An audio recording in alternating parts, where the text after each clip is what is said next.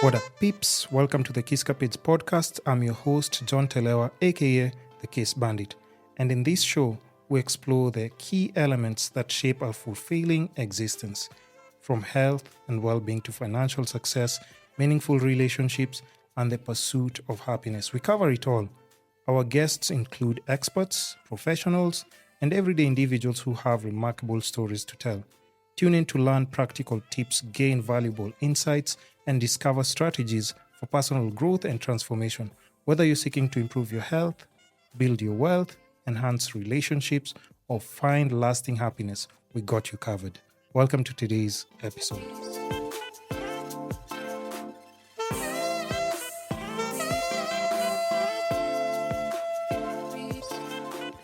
So another amazing episode with a very special guest. I know I say that to all my guests, but they're all special. Okay, so now before we start on anything, just tell the people your name, what you do, and then I'll take it from there. Do I say all the government's names? I know, first of all, let's start with what's your middle name? Hey, that's crazy. Hey, the middle name. Yeah.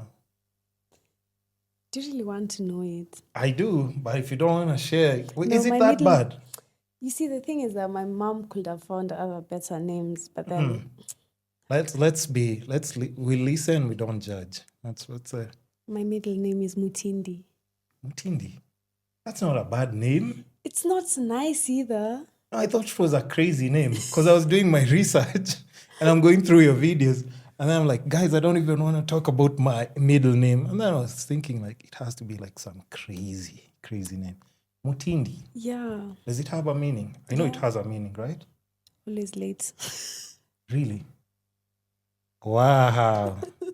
Guys, she was here.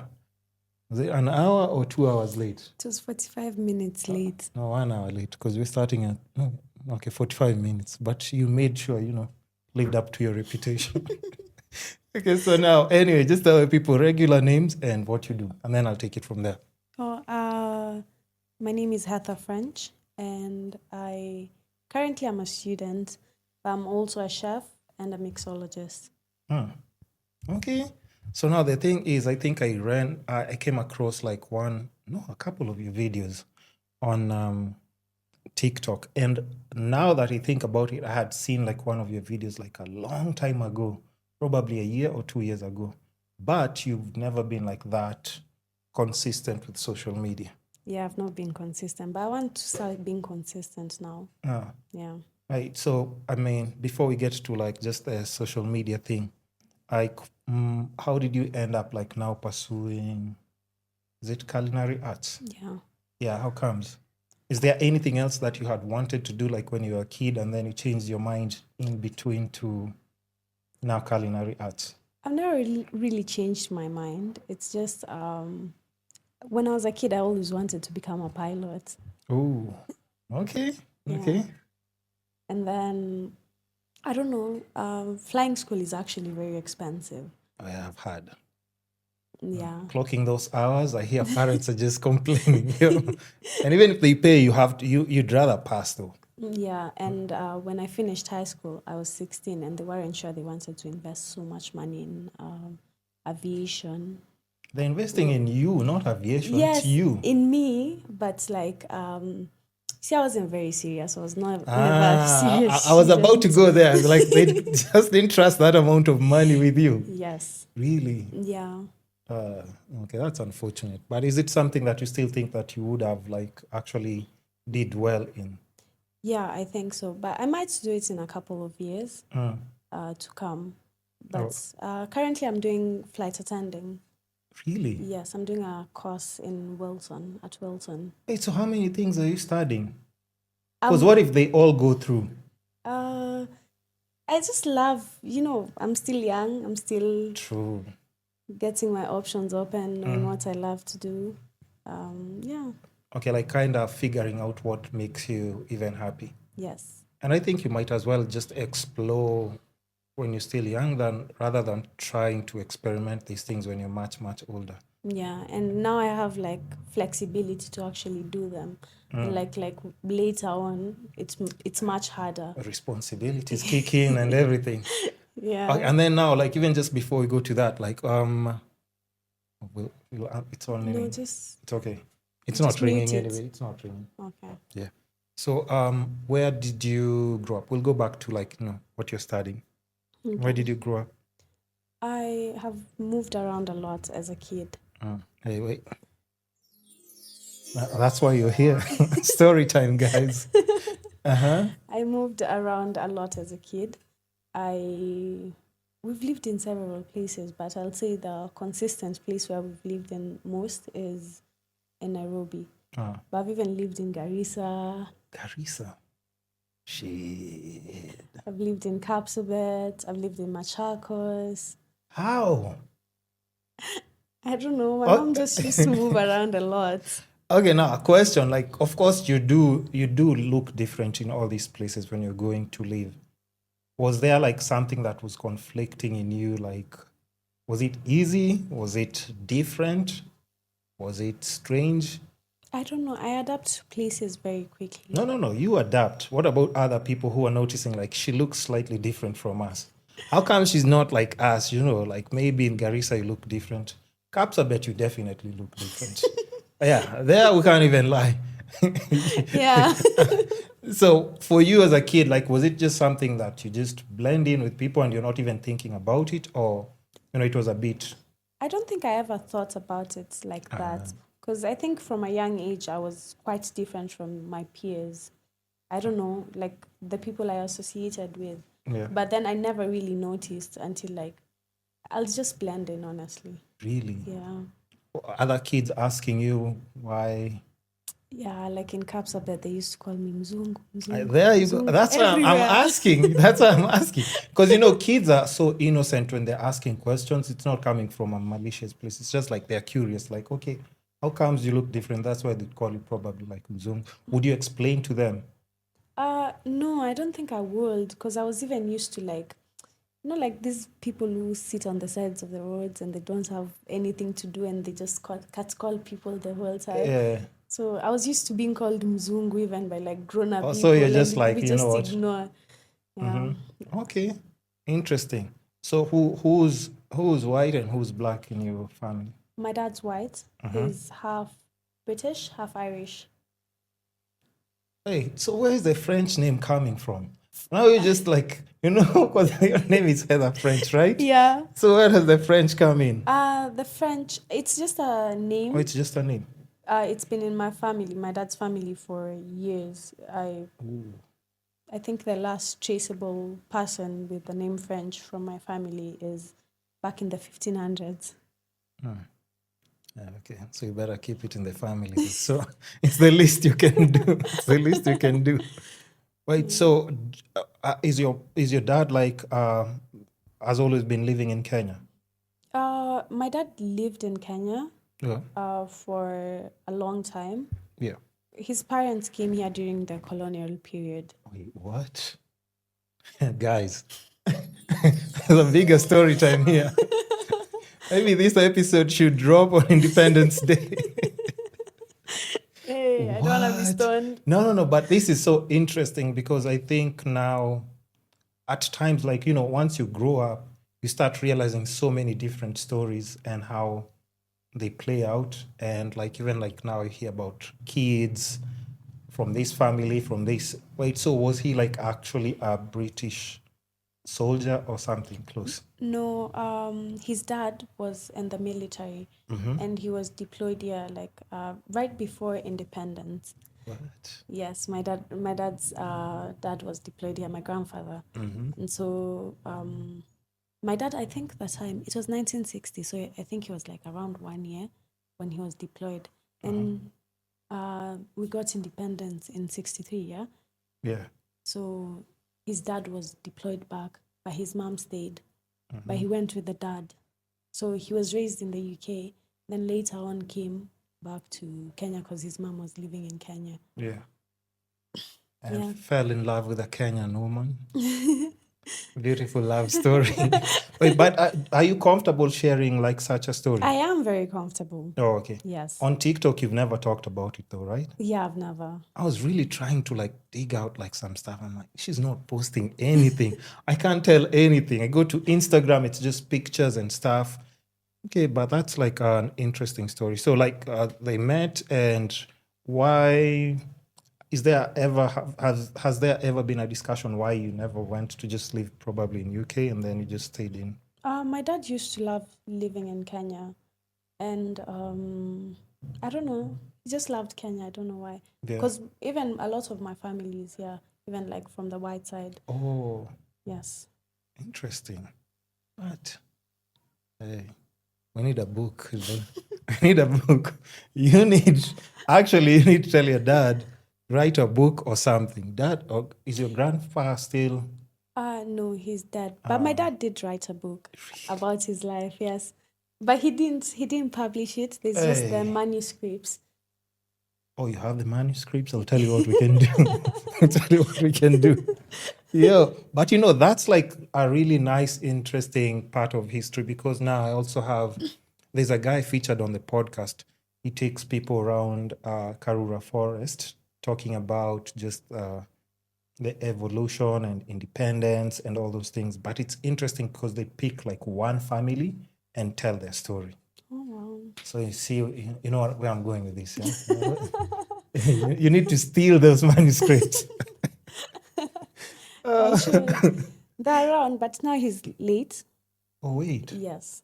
Oh, he's not here anymore? He's not with us anymore? No. But he passed like, it's been years. A long time ago? 2018. Well, that's like 5, 6, 7 years. Yeah. So you're still like a kid though? Yeah. Were you like a daddy's girl or? Yeah, I was his favorite daughter. Sorry to my siblings Oh, if they're listening. But they know. Oh, Lord, man. Yeah. So or just old age or what happened? It was, I'd say, a heart attack. Yes. Because, you know, at times, you know, it's so weird because I'm just saying, like, you know, as a kid, at times you don't understand these things. But as you grow up now, you start, I don't know whether you become like more health conscious after something like that, or, you know, you don't really. I do take care of my health. You do? Kidogo, kidogo. Okay.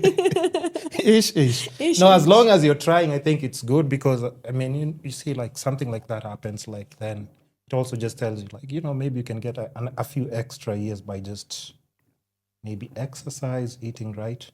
I do eat right because I love food.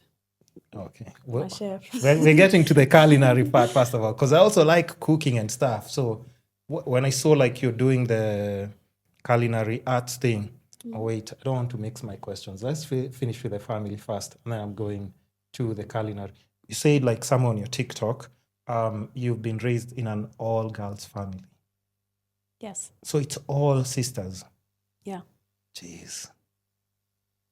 So what's the vetting process, even if a guy is coming to, like, maybe he's dating one of you guys? Because it's all girls now who are like, sit there. What do you want from a sister, daughter, and stuff? The only person who's like vetting in my family is my younger sister. Her name is Charlotte. Everyone's scared of her. Why? She's scary. She's the sweetest person. Wait, she's the one that you're always posting with? Because I've Yes. seen, like, oh, you said she's your favorite. That's the one. No, she's not my favorite. Who said she's my favorite? Hey, listen. No. You're gonna get me in trouble with my No. other siblings. Listen. Hold on. I think, don't I have...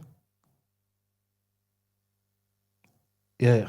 Because I was downloading, like, that's her, right? Yeah, that's her. Oh, yeah, then she's your favorite. She's the only one you've been posting. It's just because Hey. we're together a lot. There's a caption. It's not me who said it, guys. So, I mean, don't shoot the messenger. But clearly you get along well. You can't get along with all the siblings as well. Maybe there's something. Actually, we do have a very good relationship, all of us. Yeah. But the youngest ones are very young, so it's like The age difference. the age gap, and we are very close in age with her, so that's why I think we're very close. Only 2, 3 years older or something. Actually, just 2 years older than her. Actually, you look younger than her. Yeah, I get that a lot. Wow. So you say the vetting process is... Yeah, she's very scary. Even me, I'm scared of her. Everyone is. Shout outs to her. What's her name? Her name is Charlotte. Okay, shout outs to Charlotte. Actually, the funny thing is, like, also there's another video you had posted, because I know you went to Culinary. You finished or you're still doing it? I finished. Okay, but now the thing is, you said people were saying you look like some other girl. I don't remember her name, but Heather. that's her name as well. Yeah, her name is Heather. The only reason why I was saying it is because I do get you look like someone else, but then everyone, like every time I'll say my name, some people in Coast, because I worked in Coast for some time, some people would be like, yeah, it's you, I know you. And I was so confused because they're so convinced it's me. She did Culinary as well, right? No, the girl you're talking about, I know who you're talking about. Oh, you know the one I'm talking about, right? Yes. Oh, okay, yeah. So I was like, is this her? Why? I thought she finished school. Oh, yeah, she did. Her name is, the one you're talking about, I'm sure it's... Wait, is she your family? No. Oh, okay. But I do know her. Before, like, when I was in school, yeah, we used to, like, some people would be like people who don't know us. They would confuse. Someone would be like, yesterday you had a different hairstyle. How comes you've shukad? You know? Yeah, true. Okay, interesting. So now we won't get too deep on the family, but, just like at times it's good to know. So that also when people asking you questions on TikTok, you can always tell them like, yo, go watch the podcast. At least there's explanation to all these questions that you're asking, right? Yeah. Makes sense. So now let's go to a bit of the culinary school, because I think that's something now that I've seen you also post like a little bit here and there. So why does that, are you guys big in your family? Are you big in like cooking and everything? Or that's just you? Actually, like everyone in my family is very good at cooking. Really? Apart from my older sister. She thinks she can cook. Again, it's not me. She's beating you up in the house. Just know. I didn't instigate anything. Okay, so everybody can cook. Yeah, my mom is very good at cooking. My dad was also very good at cooking. And Charlotte makes some weird food, but very nice. Like it tastes really good, but you'll see it's the craziest combos. But what kind of cuisine do you guys like do in the family? I feel like it's just whatever mix of everything. Yeah, whatever someone just feels like cooking. And also like my grandmother actually used to like do very good food. But she didn't used to cook herself, but so how? She used to instruct. Like if you see her you put if you see her in the kitchen, just know there's a very, very special guest. She was very big on food, and we had to have like a whole setup. Like it was proper etiquette. Oh, like even like the cutlery and stuff? Yep. Really? Okay, so then it just makes perfect sense as well. And then now when you go to such a school, because honestly, I've never had first-hand experience or even I've interviewed someone, but they didn't go to culinary school. So I think you're actually the first person. Like, what exactly do they teach? Because most people, like right now, would say like us, you can get recipes from TikTok, you can go to YouTube and watch like tutorials and stuff. But what exactly do they teach in that school that you think, or maybe you found like, important for you to study? And it's for how long when you're studying it? It's 2 years. Okay. So what's so important that you have to study, like especially in culinary? I just feel like it's more of the knowledge you have. Like you have ideas. You can do research and get a recipe. But there are certain things when someone talks about you might not understand. It's just, I feel like it's also, they also teach a lot. Like even in culinary schools, you have life skills, you have business. Life skills? Yeah, you even have like a business course. You have accounting. That's important. Yeah. That's important. There's just a lot, because a lot of people think like when you go to culinary school, you're just mostly in the kitchen, which is not true. You'll find That's what I thought. I actually just give me a bunch of onions and then you're told, chop these ones first of all. no, you'll find there's a lot. I'll say in the kitchen, you're in the kitchen 30% of the time. Oh, okay. And then the other 70%, you're doing theories, even the nutrition, just to be able to. It's just a lot. Yeah. Okay, and then another thing is, especially when you're studying something like that now and you're active in social media, I mean, I'm sure you've seen you have like the rise of so many different like chefs on TikTok, YouTube, like maybe YouTube shorts, because nowadays people don't watch like the full videos. You want short, like Akina Ombachi, the short videos and stuff. So does something like that blend in? Can you blend like what you've studied with like social media, especially that now you said you're learning like things from like accounting, business aspect of it? Can you blend it in some way in social media? Yeah, you can. I think you can. It's just like how Ombachi does it, like he cooks, he's doing social media, he's posting, he's also earning from his social media. True. Yeah, basically you can actually do it, like cooking shows and stuff like that. Yeah, but now the thing is like what I'm saying, like the people that I've seen with cooking shows and stuff, they haven't gone to like culinary school. Yeah. So I'm just trying to think like for your case, if you or anybody who's studied, they can incorporate like quite much more. Like let's say in terms of the way you've said nutrition.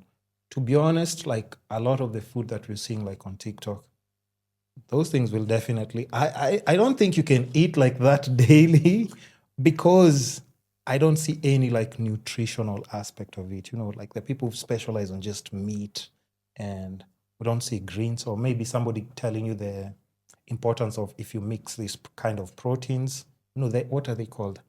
Your calorie intakes, the way you're using like. In fact, I've never seen anyone using a weighing scale in the kitchen from like the TikTok chefs and stuff. But from professionals, you do see them like actually measuring like quantities of different things to contribute to nutrition in that specific like meal that's planned or prepared. Yeah, a lot of times I think like once you start cooking a lot, you can always approximate like with your eyes. Really? Yeah. Or like the things that you probably measure are like the meat quantities. Those ones like meat. Yes, but over time, like if you do it over and over and over again, you can do that. No. Okay. I'm just about to say like, put you to a test with like, what we test you with? Cake. What? We'd test you with like cake. Because cake is like put 2 teaspoons, 1 cup of Okay, now when it comes to pastry, you have to measure. Exactly. You see, but like when you're cooking like other meals, like just meals, if it's not pastry, like seasoning and stuff. Yes. Even like just when you're just cooking anything, I feel like you don't have to really measure that much, because you can always, I feel like cooking is better when you cook from the heart, not from instructions. Wait, what? I do my meal preps, and you should see me there. I'm always like on the phone. They've said 2 teaspoons.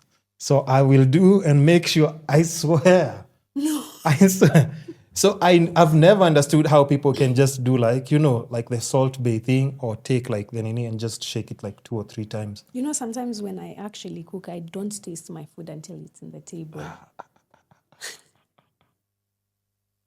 Oh, but you're that confident though. Yes, I think because I've loved cooking from a younger age. Like even I used to try bake in the middle of the night because I wasn't allowed to.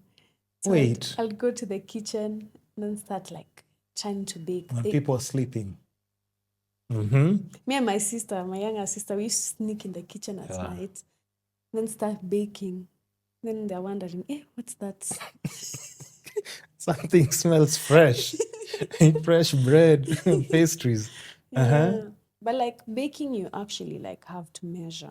Okay. Because I've seen even like the people who've done it over years, a lot of times they still do measure. They still measure. Yeah. Because one small mistake No, in the kitchen you it can won't. correct. Like if you're making, let's say, a stew, you can always correct it. Put more water or something. Yeah, true. But when it comes to baking, you Yeah. can't correct it. Like once it's bad, it's bad. Yeah, it's terrible. And there's nothing, once you've put it like, it's baking, that's it. All the ingredients are now like cooking together. So there's nothing you can do.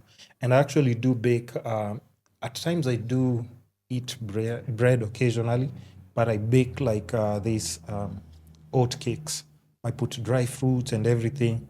But now those ones, trust me. You see, like even the ruler for like cutting the ingredients. You're laughing, I swear.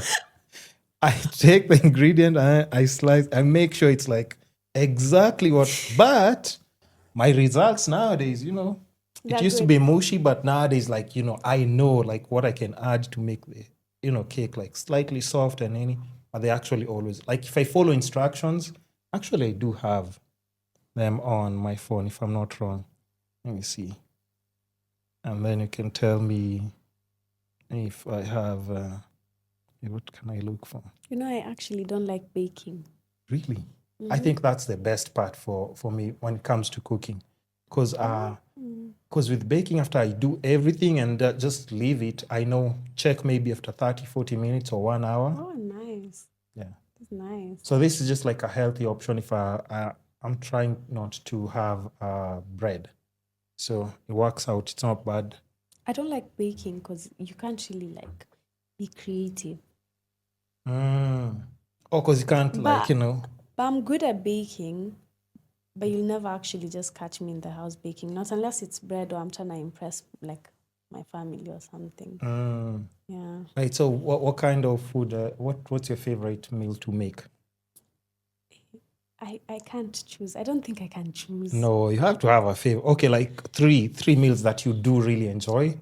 Maybe one that you like how you prepare, and for you, if you're eating like that meal that you can just prep and you'll enjoy. A meal and then a meal that you can make to impress people. Like now maybe it's family, friends, or a gathering. There's that special meal, and if this one I just rock it properly, everyone will be asking like, yo, who made the food? Butter chicken and naan. What? Butter chicken and naan. That's for impressing people. Really? Yes. Wait, so how? But it never goes wrong, and it's so easy to make, and it's very quick because naan is do actually you fry? No, How is it naan made? bread. No, forget the naan bread. The chicken. The chicken, it's like a curry. It's Okay. Indian. It's like Indian cuisine. So do with the chicken breast, oh? Yes. And it's so easy to make, and it's just, I don't know, everyone just... Hey, listen, do you have a secret recipe or are you going to share? You're going to share with me? No. I'm always so amused with just meals nowadays because I do the meal preps. So I'm always trying to experiment. What can I do next? And then just do like for, a whole week. So I actually don't measure anything. That's why I don't like baking, because it limits me.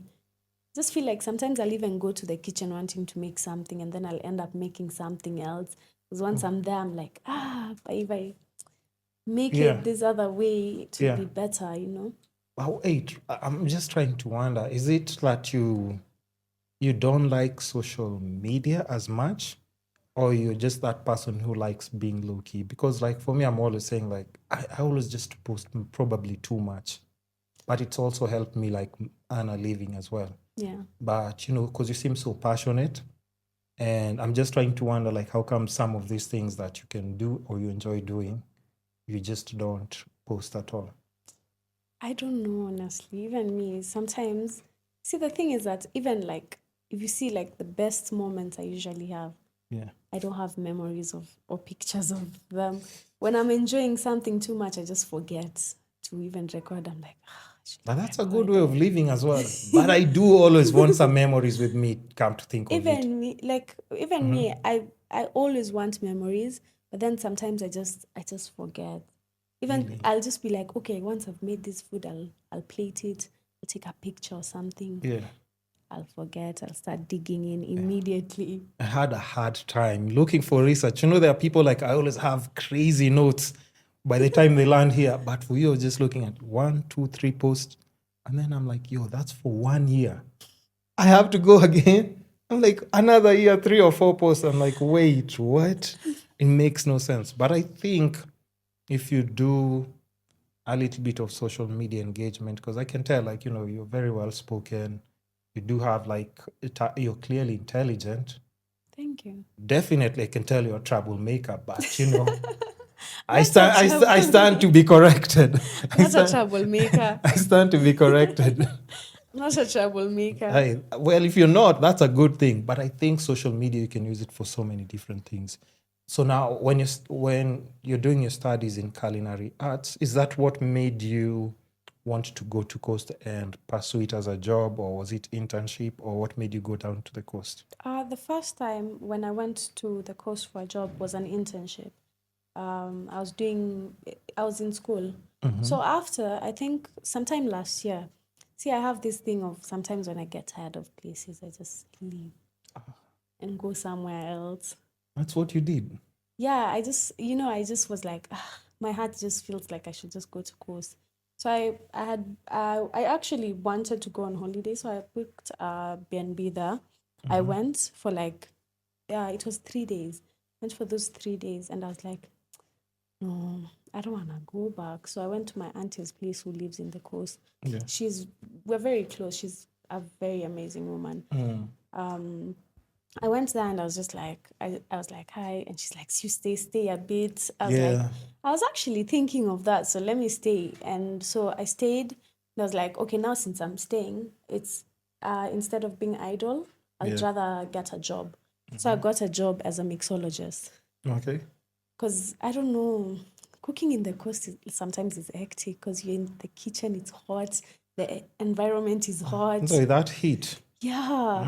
So I was just like, I'm also a very good mixologist. So I was like, let me find a job as a bartender and a mixologist. So that's what I did. Really? So wait, which part of coast was this? Diani sides or like Mombasa, the Nyali side? Mombasa. Nyali sides. So Nyali sides, yes. right? Yes. Okay. And then you stayed there for a couple of months, I guess. Yeah. And then as I'm doing my research, I see again, it's like, guys, I've stayed in coast, but now it's time to go back to Mombasa, back to Nairobi. I'm like, hey, what? Hey, so do you resign from your job? Or wait, was the job nice though? Did you enjoy doing the mixologist thing? Or? Yes, I did enjoy doing the mixologist. Yeah. But it just reaches a point. I was telling my sister, I was telling her, I really just want to come back to Nairobi. And my contract was coming to an end. Okay. So it was such a rushed decision. I knew it was going to be renewed. Like 1 week before. Oh, they wanted you to stay? Yeah. Okay. So 1 week before, like 1 week, I was just thinking about it. The week before it's expired, like the contract ended. Yeah. I was just like, no, I just made the decision. And I was like, for me not to go back on my words, I'm going to tell my boss.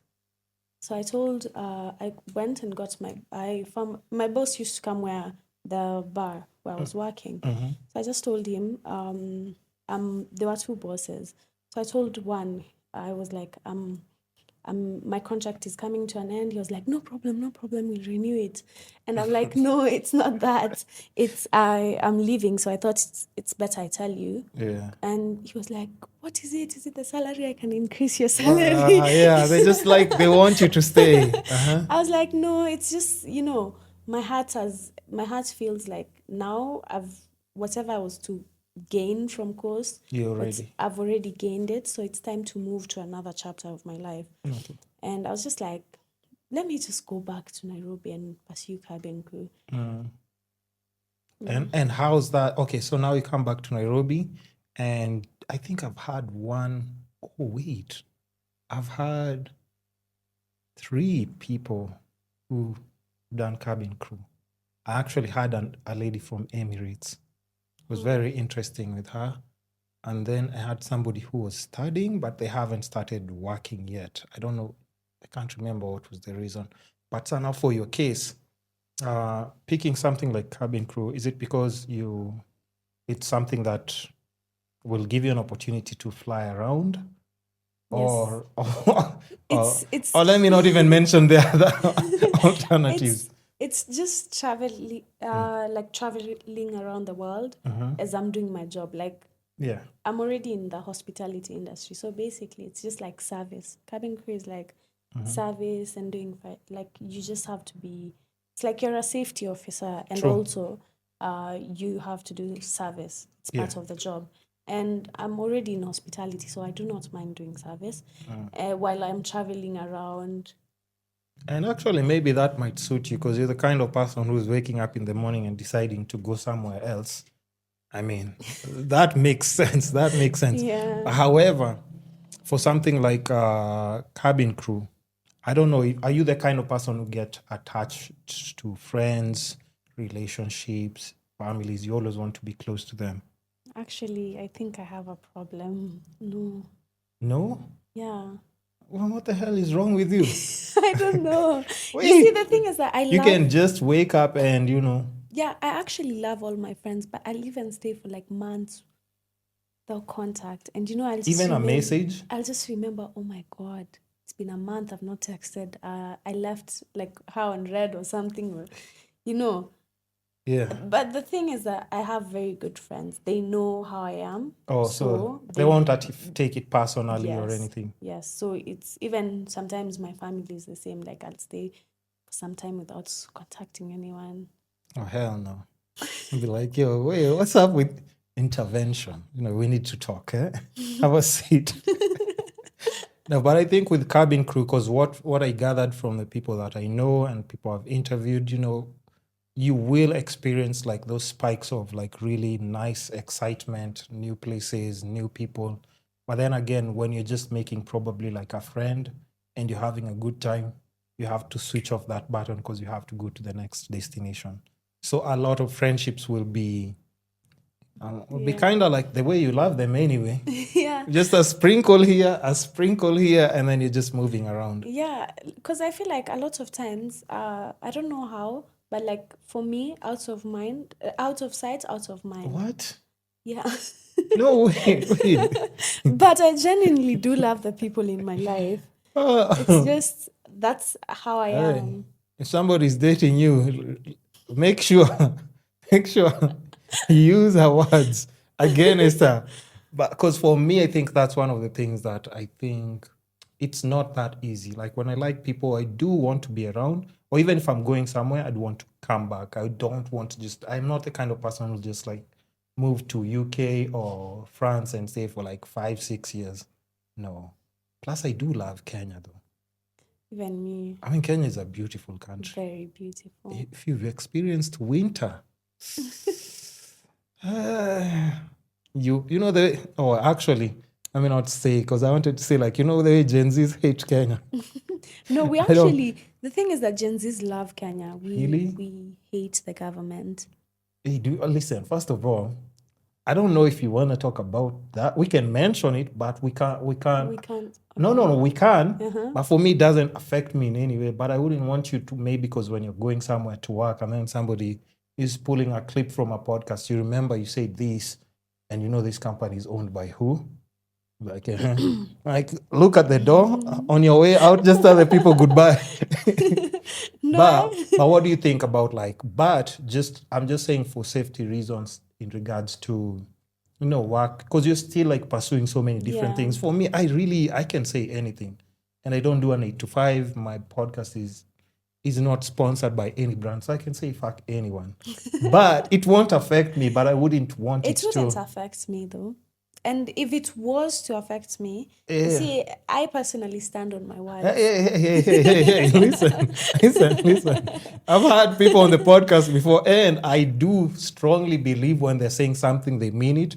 But after a couple of months, they might call me back. It's like, hey, and after I've already posted the podcast, there's really nothing I can do. Yeah. So just for safety reasons, we can trade lightly, just, Yeah, and, people being... They do abduct bodies nowadays, so trust me. No, but we do love. But what do you think about like just the state? Because I did see you like getting tear gassed and stuff. What do you think? What do you think about just? You said Gen Zs do love the country, right? Yes. The only reason why anyone would fight for something is because they love their country. And I think, you see, the older generation used to be fighting to go outside the country to get opportunities True. and stuff.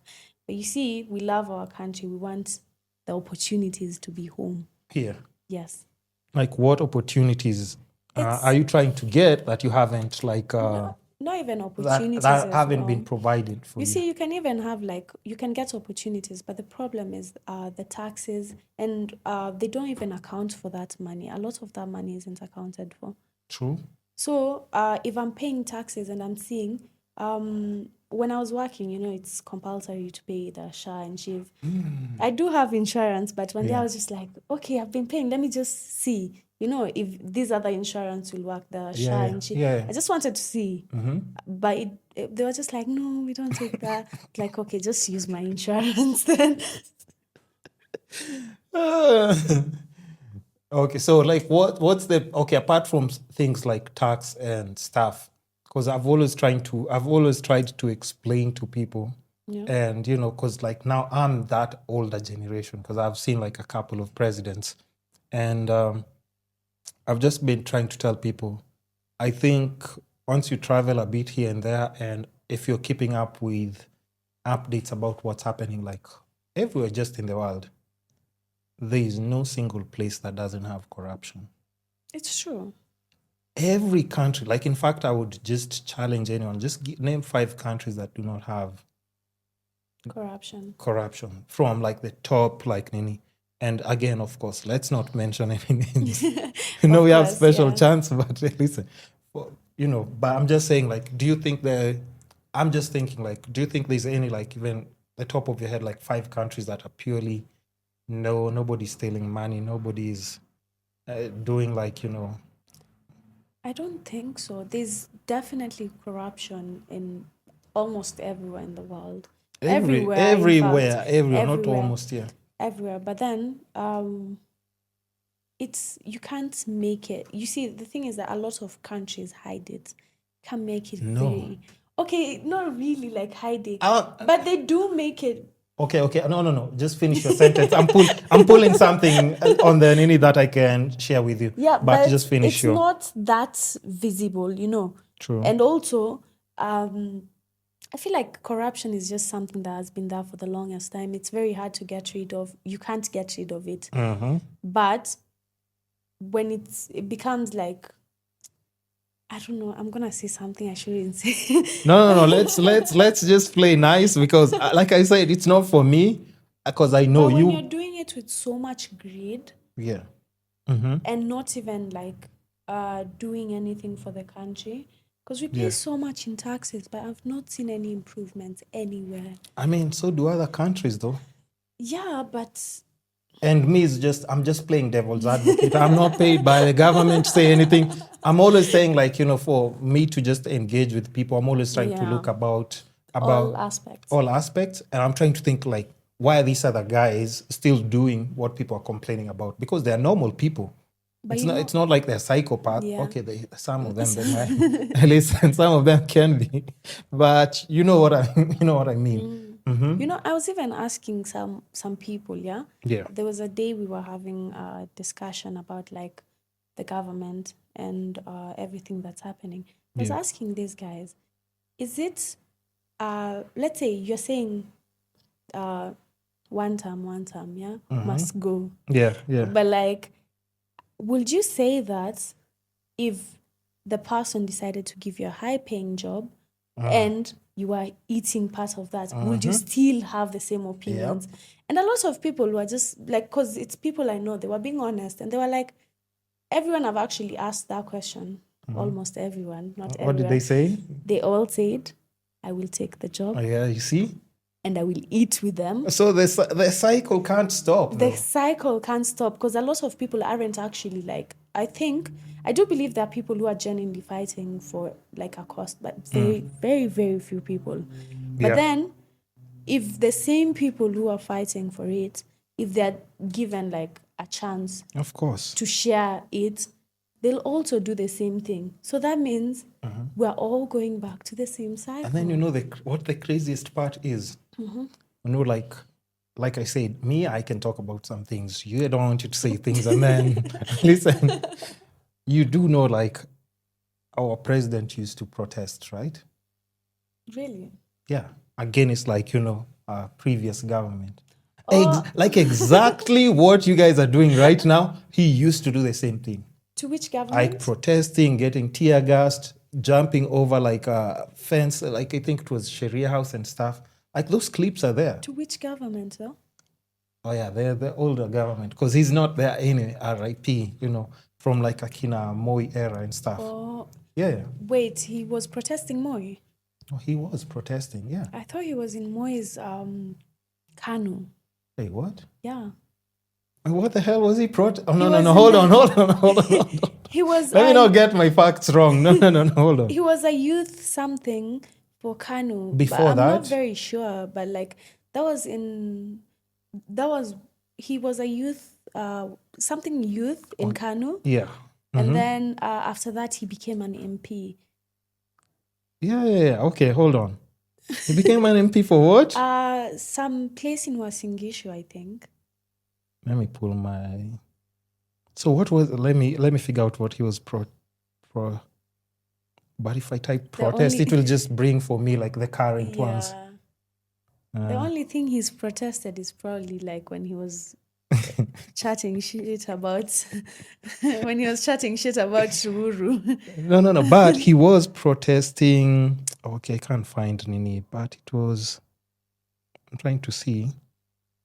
He can't have protested Moi's government because he was in Moi's government. Okay, well, who was he protesting then? Okay, if it's not Moi, because it can't be. It can't be Kibaki. No, it's one of the governments though. But it can't be Kibaki because Kibaki's government, he was. How the hell do you know, first of all these historical facts? Now you're scaring me. Hold on. Okay, He was already in the government during Kibaki's time. And even during Moi's time, during when they were, the last protest for older guys, the protests that they had were like the Sabasaba, and when they were fighting for multi-party, whatever. But he was already in Moi's government. So he can't have... I have to get this, Nini. And, but there's a video, though. There's a video, actually. So if I find the video... But again, I'm not very sure about what I'm saying, but I think I might be very sure. No, but people can correct us where they're wrong because, we're also just talking about trying to place Ninis together. But look, in 1992, he was like youth leader for Kanu. Not even in 1992, it was earlier than that. Really? Yeah. Okay, anyway, anything that I'm trying to, if I just put protest, it will just bring like current. Okay, such, what's... Yeah, help me out. But what I know is like there's actually a clip on YouTube where he's actually, the same way like, you guys are having like cops face off and he's there. But I'm just like, you know what? I wish I pulled that somewhere and like just put it like on my slide, just ready to play it. But that's the thing. You also. see, 92. He was the treasurer of the YK 92 campaign group that was lobbying for the re-election of President Moi in 1992. So he wanted the re-election of... He wanted the re-election of President Moi. Oh, so he wanted 2 terms. Yeah, he was, you see, yeah. He was Kanu youth winger to president. Okay, and then who were they inning against?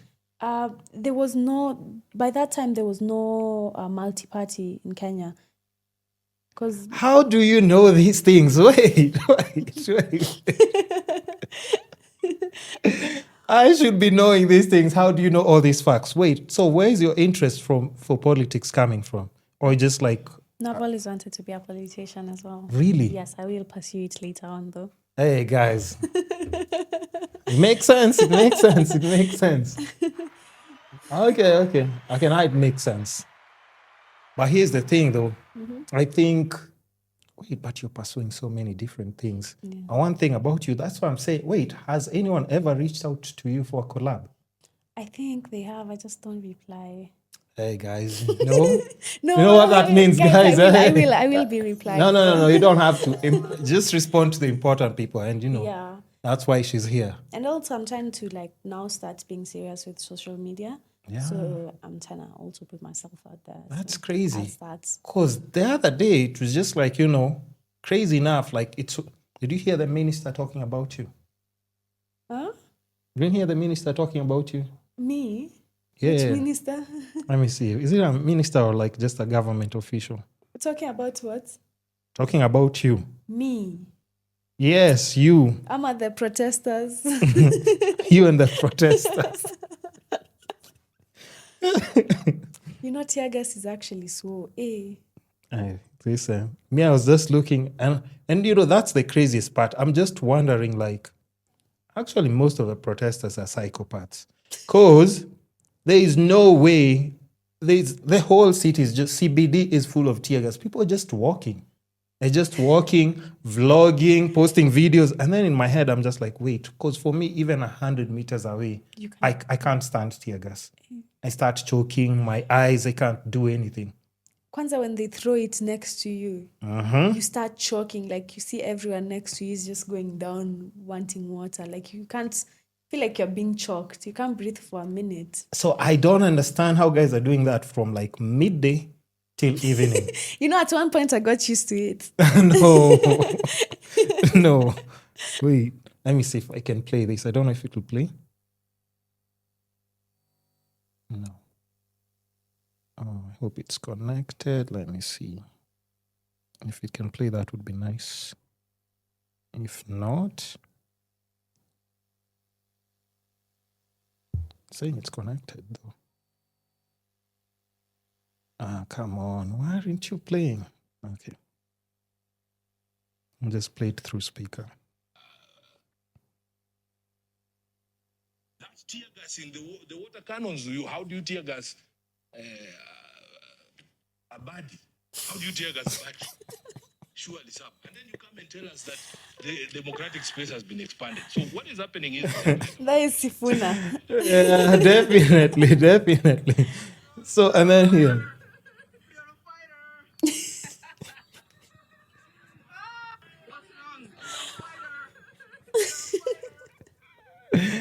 Oh, Lord. No, but I think it's very interesting that you actually do know your history, the history of politics and all those things. And I think that's why I'm saying at times, like you see even on social media, when somebody's just seeing you crying about me, like, why don't you vocalize like maybe your points without instigating, like, of course, I mean, we already, the scariest part about like the protest, and I'll just say it's like, I think there are a lot of people who they don't understand that they might not come back home alive. That's why I stay my ass at home.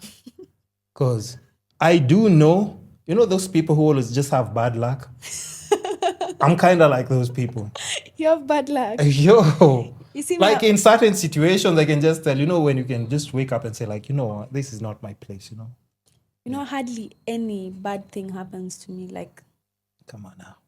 I think I have luck, or maybe nature is on my side. Like, I'm very sure when I'm going, even if I do the craziest stuff, I know. Okay, if me and you walk in town and we are protesting, who do you think is going to come back home with his knees at least not functioning?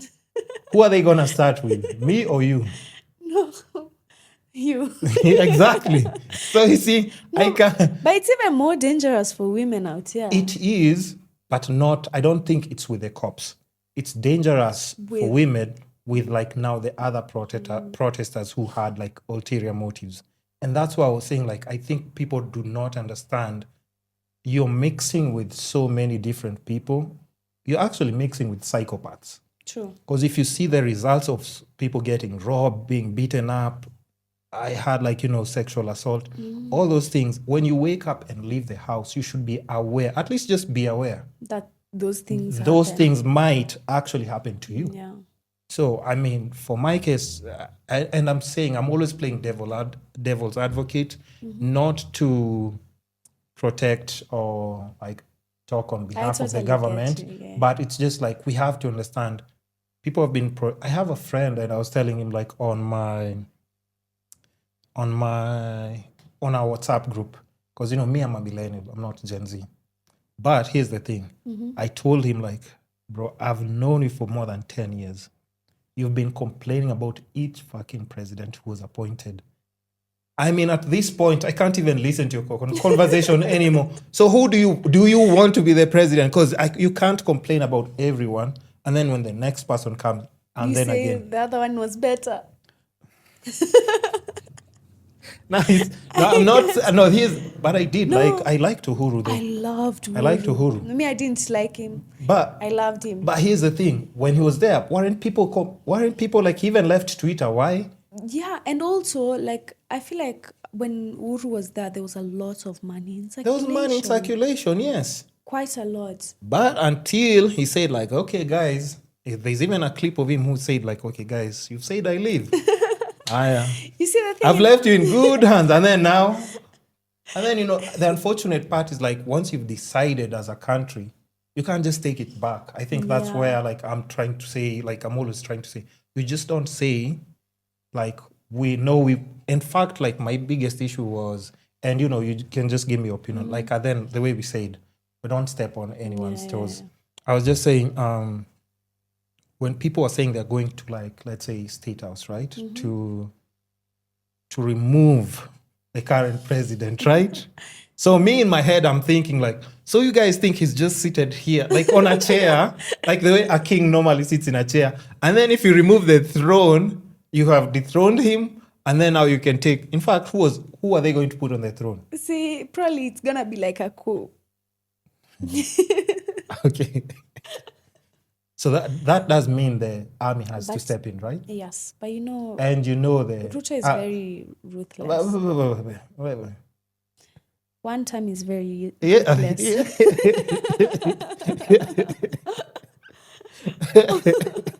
One time is very ruthless. See, the thing with I think compared to Uhuru had a lot of emotional intelligence. Very. You see, that's one thing I liked about him. He'll be ungemtusi, he'll smile. He'd smile. He'll smile. Even the crowds will reject him, and he'll smile. That's what I liked about him. Yeah. There was quite a number of things I liked about Uhuru, but he wasn't the best. But I feel like sometimes he was a good president. I think he was a good president. Yeah. But I was reading somewhere. Yeah. I was reading somewhere. Not even a good liar. He was. I think he's a good person. But again, politics is that chair comes with a lot. People need to understand that. Like, just because you're appointed, it doesn't mean like everything will go your way. There's some people that you have to answer to, and you've committed to because they've also pushed for you to be in that position. Yeah. So you don't get to like just decide everything on your own. And the craziest part I was telling people is like Kenya probably has, and correct me again, Kenya has one of the most lenient governments in the world. And number two, I see. And number two, even one of the most lenient presidents. And I'll give you an example, right? Let's start with East Africa. I know you are gonna say no. Yeah, can you say anything about the Ugandan president and make it to the next day? No. Rwanda? Yes. Okay, no. Kagame is ruthless as well. Kagame is ruthless. Somalia? But they love him. I know, but I'm just saying, can you go online and say anything about him? Who's the president of Somalia? Though? I don't even know, but I don't even know who he is, but I just know you can't say anything about him. Even Tanzania. Ethiopia? But that's not how it's supposed to be. Ethiopia? Huh? Ethiopia? Who's the president? I don't know, but if you've heard about like how they run things there is zero tolerance. Okay, let's go to South Sudan. Listen, you're not making it to tomorrow. Like, it's not just you. Your family, they'll make an example with each and every person. And if we put it in that aspect, that's why I'm saying, like, people, you see when other people, like YouTubers, are so shocked. But you see, that's where we're moving to. No. We can't get there. Yeah, we can't get there. But slowly by slowly. But I'm just saying, we're moving. If you compare, like, and I know a lot of people keep saying that we can't compare. But they have shitty governments. We shouldn't. No, that's the thing. But that's why I'm telling people, like, if you just move outside this country and just see how other countries are operating, you'll be so shocked, by the way. Yeah, but you see, We have so much, and compared to East Africa, Kenya has the highest literacy level, which Yeah. means it's harder to manipulate people who are literate. Yeah, true. It's harder. You see, the thing is I'm not that, saying it's not my word. She just said, like, but we are smart, though. Yeah. yeah, True. but a lot of people who are not that literate or have not had It just keeps getting worse. a lot of people who've actually like not had, you see, like older kitambo, a bit before the Kibaki government and Yeah. the free education, when people were not so, guys were educated, but there was quite a number of people that were still illiterate. True. And it was much easier to convince these people, as long as you put religion, as long as you make fake promises, or you even lie to people, they're gonna take your word for it. You see, a lot of literate people want, yes, you said this, but what's the accountability for it? True. Yeah. But you know, but that's what I'm just saying. If we compare, in fact, that was just East Africa. If we pick any other countries around Africa, you still can't pull the stats that as we're pulling as Kenyans. True. That means, of course, yes, education level, we're definitely super literate. And also, we do have a lot of freedom. We do. In other countries, they really don't give you that opportunity. They don't tell you, like, okay, tomorrow you can, you know, like, even like, let's say, you know how we have, at times we have like the LGBTQ debates and stuff, and then they'll ask the president like about this and that, and he'll just respond, right? Of course, even like Uhuru, when he was asked about that question, he was like, yo, we have too many other issues to deal with, so that's just not on our priority Yeah, I list. remember. But those discussions can be had. But pick any other countries, you really literally cannot have a conversation about any of those things at all. Taboo, you might be thrown in jail, you might be like, you know, unalived, all those things. It's just crazy and weird. And even now, if you take it like up a notch in countries like any countries like around Europe, you know, people are complaining about our taxes. Have you heard about the taxes in Europe? Yes. Baka, I'm always telling people, like, guys, please, just use what you have right now, because like even for us, there's so many things we don't have to pay tax. Yeah, but we are getting into debt every single day, Listen. higher debt, Yeah. and we don't see any improvements. We are paying taxes. The debt keeps But does going the up. debt like affect you directly though? It doesn't, but it's gonna affect us one day. It's gonna affect our country, which But, we but love. until then, But you can't say, but until then, it's Yeah. a problem for that time to solve. It shouldn't. it shouldn't. But here's the thing now. It shouldn't, but where's the situation now? Is it gonna change? It's not gonna change. Okay, so we, at least see, we've I agreed on one thing. acknowledge that. At least we agreed on You one see, I thing. acknowledge So, that. so if we do know deep down, and I'm always telling people, like, even if you think about like which other countries, like I've just had like people complain about, like even what Trump is doing with their taxes right now, super crazy. Europe, first of all, people are just living hand to mouth. You're making a lot of money, but the taxes, all those other things. But for now, I can only just say You know, Europe, they have free healthcare. they do, but that's just. And they also like. Have you at asked least like your they're- friends who are in Europe how they're living? Yeah. But I do get. They're on the I get- clock I 24/7. do get what you're meaning. You can't even do a podcast like this. Where will the time be? Because it's either you're doing McDonald's, you're doing a shift at like some shifts. clothing store, and then now you do like an office job again, like 3 different jobs. Maybe you're a nurse at night. It's weird. They just work 24/7 Yeah. to pay rent, to pay taxes, and to pay for that free healthcare. Actually, the least they can do is give you, because if you pass out, they might as well treat you so that you can go back to work. I swear. keep on And keep on paying working, their taxes. make more money for them. So it's not that nini. If you look at both sides of the coin, what I can say for like Kenyans, if you're still there and you know like there's some still loopholes that haven't been tightened, you can still build your wealth And then even like, let's just say for you, like you said, you would want to pursue politics in future. Yeah. But why not build like a nice foundation now, do the things that you're doing, establish yourself, and then make the change when we get there? Yes. Because the only way we can make those changes is by these people who have these ideas, make it to live to see those days. Yeah. But if you're short in town, how do we get you as Nairobi women's rep? Just vote for me. Hey.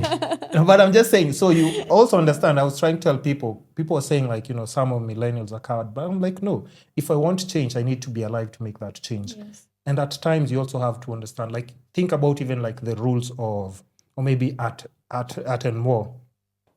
If let's say somebody's coming to attack your kingdom, am I supposed to tell you, tomorrow I'm coming to attack your kingdom at 4 p.m. at around, when there's still sun, and I can literally give you a blueprint of everything I'm about to do. You don't think I'll be ready for you? Will. So the only way you can do, educate ourselves more on like just the policies that we want to make change in the country, but also most importantly, live to get to make those changes. But if we don't get, if you're, if like you're an influential person and you have these amazing ideas and you don't get to make it to those days, it's unfortunate. So even what you're fighting for, you won't get to enjoy. You remember the first protest, people remember Rex. See, Rex was the first one. Do you remember any of the other guys' name? Apart from the guy who's still like in hospital in... the guys for like... We have died? At least like 100, yeah. There's Rex. There's Ojwang, but he didn't die on protest. No, he but was yeah. But you see, these are recent. In between how many people have gone missing. I do remember one name because I knew the person. Okay. His name was Erickson. I can't remember his second name. Yeah. But I knew him. He used to sell meat. He used to have a butchery in the don't say the my estate. Not my house. It was my hostel. Where you stay, and then people are like, she stays where? No, in my hostel. Before, when I used to live in a hostel. Yeah. And then he got caught up in the protest or something. Yes. That's unfortunate. So I was just seeing in news, and I was like, that's someone you actually know. I know the face. So you see, even for me, like, let's say I've done a podcast with you. You think if I'm seeing you in town, would I rather, in fact, here's the thing. Let's say I see you in town protesting, and then I have 3 options. 1, to snitch on you, get you arrested so that I can protect you, and so that you don't get hurt. Number 2, let you go and protest, by the way, and get yourself hurt. Or maybe 3, what would be 3? Call your mom. Which one? I feel like you'll snitch. I need you alive. I need another episode. I want you to... But again, we're all adults. So I think when people go into things, they go knowing full well. No. I don't... I think some people don't, but... If you saw the videos, I'm sure we can... here's the thing. And sorry for interrupting you. I'm always doing that at times. It's okay. Right? So even feel free to do the same. I think I was telling a friend of mine because, let's say you're protesting, right? Yeah. You've gone to protest. You've already said it's a peaceful protest and everything. So you have your placard and everything. And then the guy next to you, you hear him saying like, "Me, I'm ready to die for my country." I'm like, hey, wait, what? So I'm here with people who are going to die. I was just protesting. So now you see, I'm saying people have different agendas and then also I understand the frustration that young people have, especially those people who have nothing to look forward to. I don't have a job, I live in a bad place and everything. I understand. But also again, if you're not here to make those dreams come true tomorrow, it's very unfortunate because also let's not forget, we are aware that if the cops want you to make it home alive, they will. Yeah. If they do not want you to make it home alive, you won't make it home alive. Something I saw during the protests, which is insane. I actually realized people all have different intentions. Yes, exactly. Because Exactly. you see, CBD was all locked up, so we didn't teach CBD. You can't go with We were matatus, in right? Haile Selassie. Not even matatus. Even when you try walk, there's cops everywhere. There's those tanks spraying everywhere. Yeah. And I was like, we were in Haile Selassie. There was so many people. But then we're there, we're just moving, yeah? I'm seeing people. You see I don't know if you've seen, it's like, it was a suggested bus station, and I think they keep buses there on Haile Selassie Avenue. Yeah. There's a place for buses. Yeah. I'm just seeing unprovoked people just kicking the stones. No one is coming for you. But why There you go. Why are you trying to destroy the property? Again, the same taxes will go there. Yes. And it's really unprovoked. Like, you see, when it's provoked, maybe I understand. But then unprovoked, and it's not like you're doing it for anything. You're just doing it for fun. But that's what I'm saying. You also have to understand, like, so now think about it this way. Again, I'm playing devil's advocate. Yeah. When the cop comes, how can they differentiate between who's peaceful and who's not damaging property? Because like there's some people's cars that were burnt to ashes. They just got a new car, by the way. Again, so fresh. I don't know, but I'm just saying, I was just thinking in my head, like if I found people who actually stopped me, robbed me, and burnt the car. oh my God, I haven't even told you. You see, on our way back home, on Ngong Road, Yeah.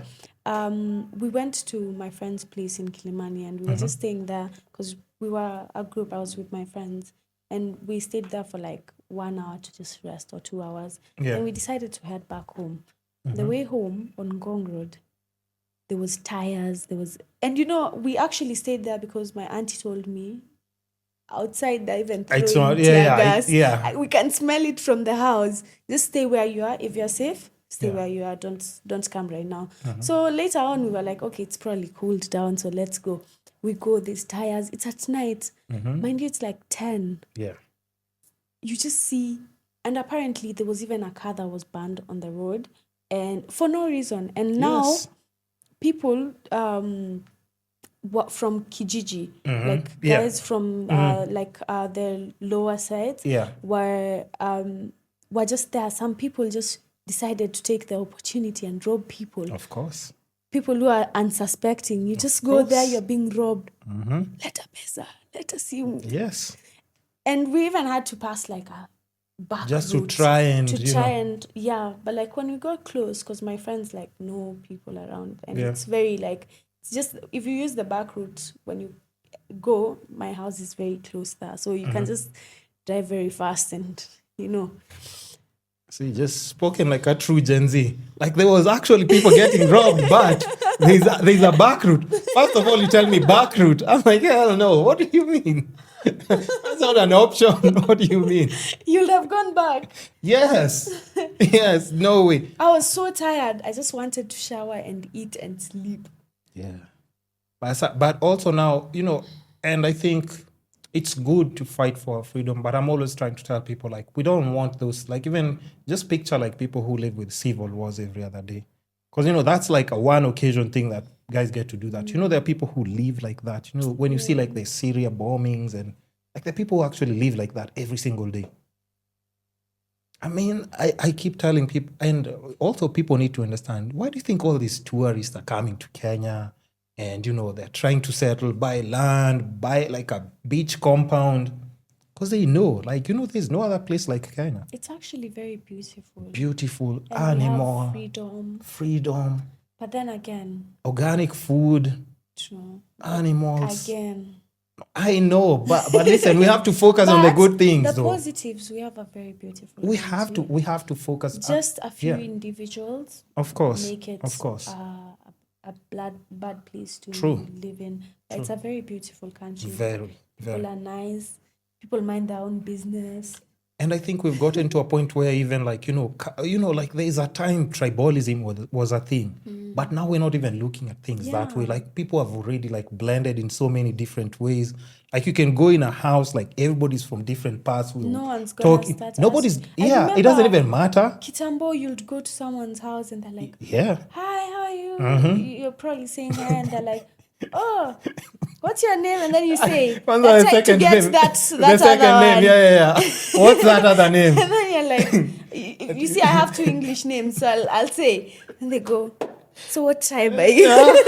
They're like, okay, let me sometimes not. people are genuinely just curious. No, like, true. Just but let's be curious. honest. Kitambo, it used to be Kitambo, like. it used to be like a Yeah, thing. but You'll hear, Huyu Mjaluo, Exactly, Huyu Kikuyu, exactly. Huyu whatever. You'll hear Yeah. a lot of things being associated by certain True. tribes. But now, okay, I still hear that from a lot of older people. But now, Yeah, but it's not like it's not the as norm. much. Yeah. Because I remember there was a time people would be refused to marry certain tribes. They'd be True. told, It would be like chaotic and stuff. yeah, But we can't accept. yeah, But like now it's actually very... things have changed. And I think just a lot of, that's what I'm saying. We have really grown with so many different things. So what we can do now is, I think the best thing to do is like, why not focus on the positive things?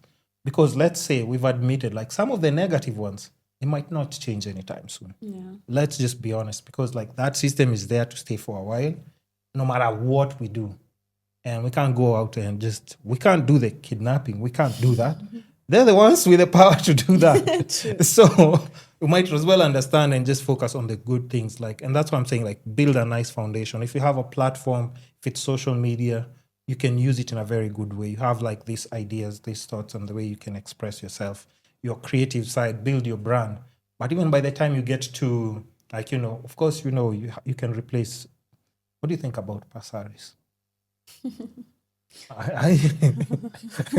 She's Nairobi women's rep. She's I'm very opinionated.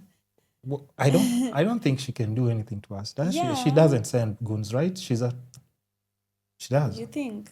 Okay, I so don't now, know. so we're just talking in general, I think I'll put Passaris in the likes of Karen Nyambo. Is it Nyambo or Nyamu?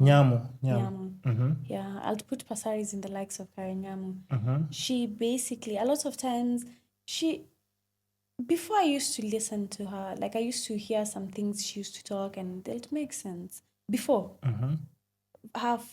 there's a time she used to make sense. I can't remember anything that she said that I took seriously though. I'm not even sure though. I just think she's just there for the sake of... She's been here for like, is it 2 or 3 terms? I think 2, because I remember the last term. But there's one thing in the last term she did. I can't remember what it was. I was watching news and I had never seen her.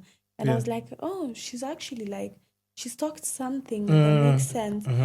But then again, I don't know. She's just there. She just sits in that seat, talks nonsense. Because I probably think someone writes for her a script. Yeah. I don't think someone writes for her a script. I think a child writes for her a script and she goes by it. Because the things she genuinely just says, it's like, sometimes, I sit and listen to some people talk and I wonder, how do you think like that? And it's shocking, but that's what I'm saying. Like, just think about if she's done 2 terms. Because if it's Nairobi women's rep, she's representing the women of Nairobi. And somehow all the women of Nairobi just seem to hate what she's doing, what she's talking about, does everything. Nothing. But that's the thing. So how did she make it to the 2nd term? You see, the thing is that I don't know. It's you women of Nairobi who have to explain to us, please. No, everyone votes. Okay. Even for women's Now rep. also let me another thing, just disclaim, I actually don't vote. So I've never how voted. How does that make? By will vote. Hey, hey guys, you see? Hey, listen. So as we're just giving up, the next coming elections, I'll vote. will you be running? No, I'll not be running the next. Okay, so I won't be election. voting anyway. So I don't have a reason to vote anyway. So anyway. Maybe 2032. Yeah, there you go. But I think, that's what I'm saying. Like, people like you, especially when you're so young, and that's what I'm saying. Like, you are actually a smart person. Thank you. When you start pulling, because, even when you're doing like debates, I don't know if you know like Candice Owens. She's such a dumb woman. No. Hold on. Hold on. Okay, let's not talk about Candice Owens, first of all. She's so backward. Okay, hold on. Listening to some of her things. Yeah. But then again, she's so backward. No. But anytime she has an argument, she pulls out facts. Yes. No. She does come with facts. that are actually like, actual research that has been done. But I think she's very backward. Is it because she has the slogan like "make him a sandwich"? Is that what makes all the women just upset? No, it's not that. It's because I don't know, she's too much in the patriarchy. You just don't like her for no reason? No, she talks about when she discusses. I think I saw a clip of her several times. She's talked about women's issues. Yeah. And she just yaps nothing. But she also likes ruffling the feathers of a lot of. True, but I think what she does is she's a conversation starter. She just makes it not be boring. Because again, somebody has to play devil's advocate at times. Because if we just go with the flow of everything, and she always challenges people. Even if it's Trump, she's challenging Trump. So you still need those people around, Yeah. So, I mean, and especially for her being a woman, being that vocal, I mean, still give her props. She can stand toe-to-toe with a lot of men, like doing debates. And I think without losing her cool. So she knows how to instigate and still like, just come and make everyone mad. Because like, if you've seen that Jubilee thing where she's debating. The one for the patriarchy. Ooh, she's debating like, I think 20 of them. No, I genuinely just listened to a very... I didn't even... Like, I just had what she was chatting. I just scrolled. No, but I think you should watch the full one. And then we can, we can do like a reaction to it. Maybe. Or we can pick some clips to react to, because clearly you do have like also like some strong opinions about things. So why not discuss it anyway? Yeah. That can be like live. It doesn't have to be like a recorded thing. It can be like a live and then just go automatically. So once we're done with it, that conversation is done. Done and done. No promoting it in any way. You just go and watch. If you missed it, that's on you. Okay, so now I think we've touched also like on politics a bit, and it just shows you like, once you step your foot like in there, you just start like talking about so many different things. So now let's retract back to like a few questions. Other, just a few, and then, Yeah. And then, because you see we've already clocked. Are you good with the time? Yeah. Or I need to wrap it up? No, me. Really? I'm not busy. I don't have anything to Okay. do. Okay, now we also have to touch about a little bit on just the thing about you moving back to Nairobi, right? Mm-hmm. Like, would you say, because I've always viewed Mombasa, it's like an actually very slow city. Very. Very, very slow. So I don't think, much. career-wise, I don't think you can. It's very hard to like stay there, and because even the people who are around, everybody's like super chilled. Working time is, but Nairobi, guys are 24/7. So if you compare the two cities, and like now where you've come back to Nairobi, is it easy for you to snap out of like the laziness that you get once you're in Mombasa and you're coming back to Nairobi? Is it something that's easy for you?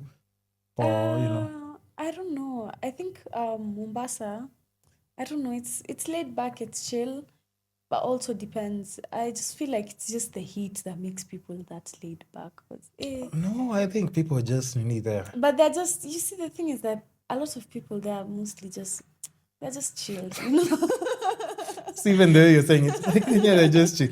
Like they're never in a hurry to do anything. Yeah. Anything. But then when you come to Nairobi, in fact, most of guys who've been raised in coast, they always say like, hey, Maze, Nairobi is just too much. Because guys are on tours like 24/7. But Mombasa just slow. I don't know. It's sometimes it's very tiring to just stay there. Like, I don't know. It's just... That's the thing. I can't stay in Mombasa because I think I would lose myself. Because I'm already used to doing things. I can't just wake up and just chill and walk around beach. And then, of course, like you said, the heat, first of all. You can't even dress up in full in it, so you have to be relaxed even with your clothing. So... And there's nothing really much to do in coast. Like, once it's just tourist activities. Once you've exhausted those ones, that's it. Yeah. And even like, let's step away like now from coastal, right?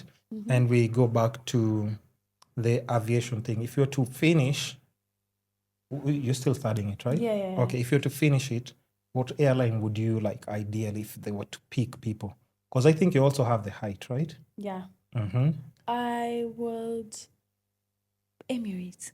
Hey. Emirates is a nice airline. And I don't know, Emirates, maybe Riyadh as well. Qatar? Qatar is nice as well. Just the UAE. But I think Emirates has better benefits, right? Emirates has good benefits. Good benefits. So I've always wanted to work with the Emirates. Emirates is nice. Okay. Is there anything like just experience-wise, like in that school that is something that you didn't expect maybe as you're studying? No, I actually just started last month. That's when I started the cabin. Are there things that you're scared of facing? Do you know how to swim? Yeah, I'm a very good swimmer. Okay. I was just asking. Look at the smirk on your face. Like, yeah, I'm actually a good swimmer. So even in primary school, you were swimming and stuff? You're good at? Yeah, even in high school, I used to sometimes compete. But I only used to compete for swimming gala. I did join the swim team. What's the difference? There's swim gala and what? Swimming gala and the swim team. Swim team, you go out and compete with other schools. Swimming gala is when you compete internally. But I used to compete internally because I used to play a lot of sports. You played a lot? Because when you said it on your TikTok, I thought it was a joke. Because I wrote it down and then I was like, I don't think she plays any sport. No, I actually played a lot of sports. Even in college when I was in Boma, I used to play soccer. And the soccer team... That's a lie. I'm telling you, and the soccer team, there was no girls' soccer team, so I used to play with men. Impossible. I'm telling you. Hey, what? Yeah. I'm even in a group, I'll show you. I'm in a group for Boma FC football. That's crazy. So wait, which other sports are you, like, do you think you're good at? I used to be... You see, the thing is that I'm a bit... Soccer is maybe something I've also still done recently in college. So that one I'm not that rusty. Oh, okay. But yeah, back in high school, if I tell you the sports I did, actually you won't believe me. Not You'll think rugby. I'm capping. Rugby. No. Hey. Oh, okay. But there was no rugby in my school. If there was, probably I would have. I'd be like, hey, what? I did hockey, I did soccer, I did volleyball, I did... Hockey is tough. Though. Yes. I was captain for hockey, actually. That's a lie. I'm now you're just making shit up by day. I was scouted for the... Show me a picture. of me. I look so If you're a captain, tiny. you definitely have... I look so tiny. I have a... Oh, but you do have like Nini. I have a... What's the... You were the captain? Yes, I was the captain. What? Crazy. Yeah. Okay, hockey, soccer. Hockey, football, netball. Netball? Volleyball? Volleyball as well, but I was not serious with netball. It just used to be once in a while. Yeah. Rounders, I was also captain. I was captain for volleyball my first 2 years of high school. Captain? Yeah, but then I quit because... people from your school will tell me if you're lying. I'm telling you. Anyone who knows. For real, I actually even got like best sports girl of the year. And the year after, when my sister was also finishing, she got the same award and got the same... okay, so you do have a very active lifestyle, and that's a good foundation. No, but I'm just saying, like, you know, the thing is, like, even in school, even if you've taken a break, you can actually still go back to... It means, like, it's easy for you to, like, tone your body and go back because you're already used to exercise. Even sometimes when I find kids playing outside, I'm just like, can I join? So do you work out now, though? Not really, but sometimes I do when my sister forces me to. But I think, just think about like all the things that you're trying to tackle and pursue. It would be good if you... I want to start actually like working out. I've been saying this for the past 2 months, but I should actually now like lock in. Especially if you're trying to chase all these things at once, or even like try to figure out, the more your body is active, it will be much more easier for you to be able to do like all those things. Because even swimming, so I think... as cabin crew, you're supposed to be like actually fit as well. Yeah, but I do swim as well. Especially when I was staying in the coast. Because actually there, if you don't swim by the way, you're not doing yourself any justice. No, I only used to swim because like, I don't know, the water is so warm. Here in Nairobi, it's so cold. And it looks just beautiful if you're swimming in the coast, right? Yeah, and then you see now, in Nairobi, the pools lie to you, like they're calling your name. They're like, come, you go touch the water. Yeah. Like every time I look out my balcony, I'm just like, I really want to go swim. Like the pool is there, but I know how cold it is. Yeah, but I think it's the season now. It's just terrible. Even throughout, I'm telling you. No. You see, what? In There are my- times when it's really hot, actually, in Nairobi. By there, you go to a pool, it's just, you're basking, you're just enjoying. Because for my case, I don't say the location, but somewhere like Rock House down here is nice. And then what's the other place called? This other place has a nice pool. The Curve in this direction there. So, Nini, it's in South Sea, next to Next Gen. Oh, Yeah. which one are you talking about? yeah. That one? I'm pointing different directions so that people don't know where we are recording this from. The one behind here. Yeah, exactly. It does have like a nice pool, and it's also like just aesthetic. It gives you like a coast vibe a bit. It's really nice. Even the one in Ole Sereni. Oh yeah, But that's that actually one nice. isn't actually like a pool. It's not. It's just a chilling Yeah, place. it's just to relax. But we do have like some nice spots to just go and cool off when it's a bit too hot But in now, Nairobi. I think in my house, it's just my environment is cold. No, So I even here at night, I have like, okay, 'cause for the past 3 weeks, I've just been recovering from something, right? Yeah, okay, I had a procedure. Because if I say I'm recovering from something, someone will start roasting me with some stupid nonsense. You know how people are. I got a small procedure done, so I was just recovering. I need like that, like probably like a whole month even What to recover. procedure? It's not something that. Do you really want to know? Yes. So that you can start roasting me. Yes. Okay, no roasting. We should listen but not judge. Okay. But it's an invasive procedure. Did you guys have access to me? Come on now. I would never. I've ever seen that meme of a guy who's like, I would never. Never. No, not vasectomy. So I had a fissure, which after I went to the hospital, the doctor found out they had findings of hemorrhoids. So they gave me an option of like, okay, you can start doing this lifestyle so that maybe gradually, I was like, no, I already have a very healthy lifestyle. So they're like, okay, so there's this procedure. And it's up to you, by the way. It's up to you. And then I asked the doctor, like, hey, listen, will it fix my problem permanently? And then it's like, yes, permanent solution, done. And then I'm like, so permanent needs permanent. I don't need to come back and see you for this. And then the doctor says like, yeah. Because, after with his profile, has done it for like over 10 years and he's actually really good at what he does. So I told him like, if that's something that we can do, then let's do it. So I got it done. And when you're taken in that theater room, it's so weird and crazy because it's 8 people attending to you. And you do know where the procedure is done, right? Yeah. So I'm asking them like, is it necessary for all of you to be here? It's like, yeah, this one will be checking your vitals, this one will be doing. So, but shout outs to Jalaram, they did like a really good job. And 3 weeks later, like I'm really, really feeling way much better. And it's actually Is it painful? It's still painful. Okay, no. Now it's not. Now it's just like, now I'm going to the 4th week. So the 4th week is where it's supposed to be like almost completely done. But the first week, it's exactly how you can imagine it feels like. It is bad. It is bad.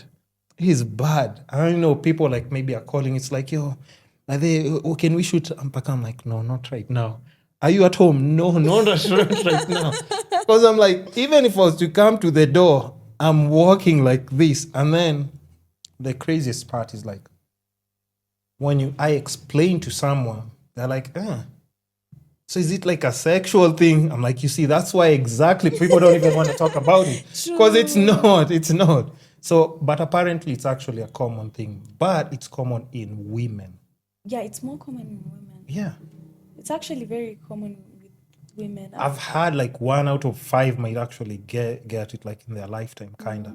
So, I mean, to me, I was just like, of course, as a guy, it's embarrassing to talk about. I'd even tell. I was describing to someone, they're telling me, so where did you get the procedure? I'm like, it's just somewhere personal. And they're like, where? So I say in my ass.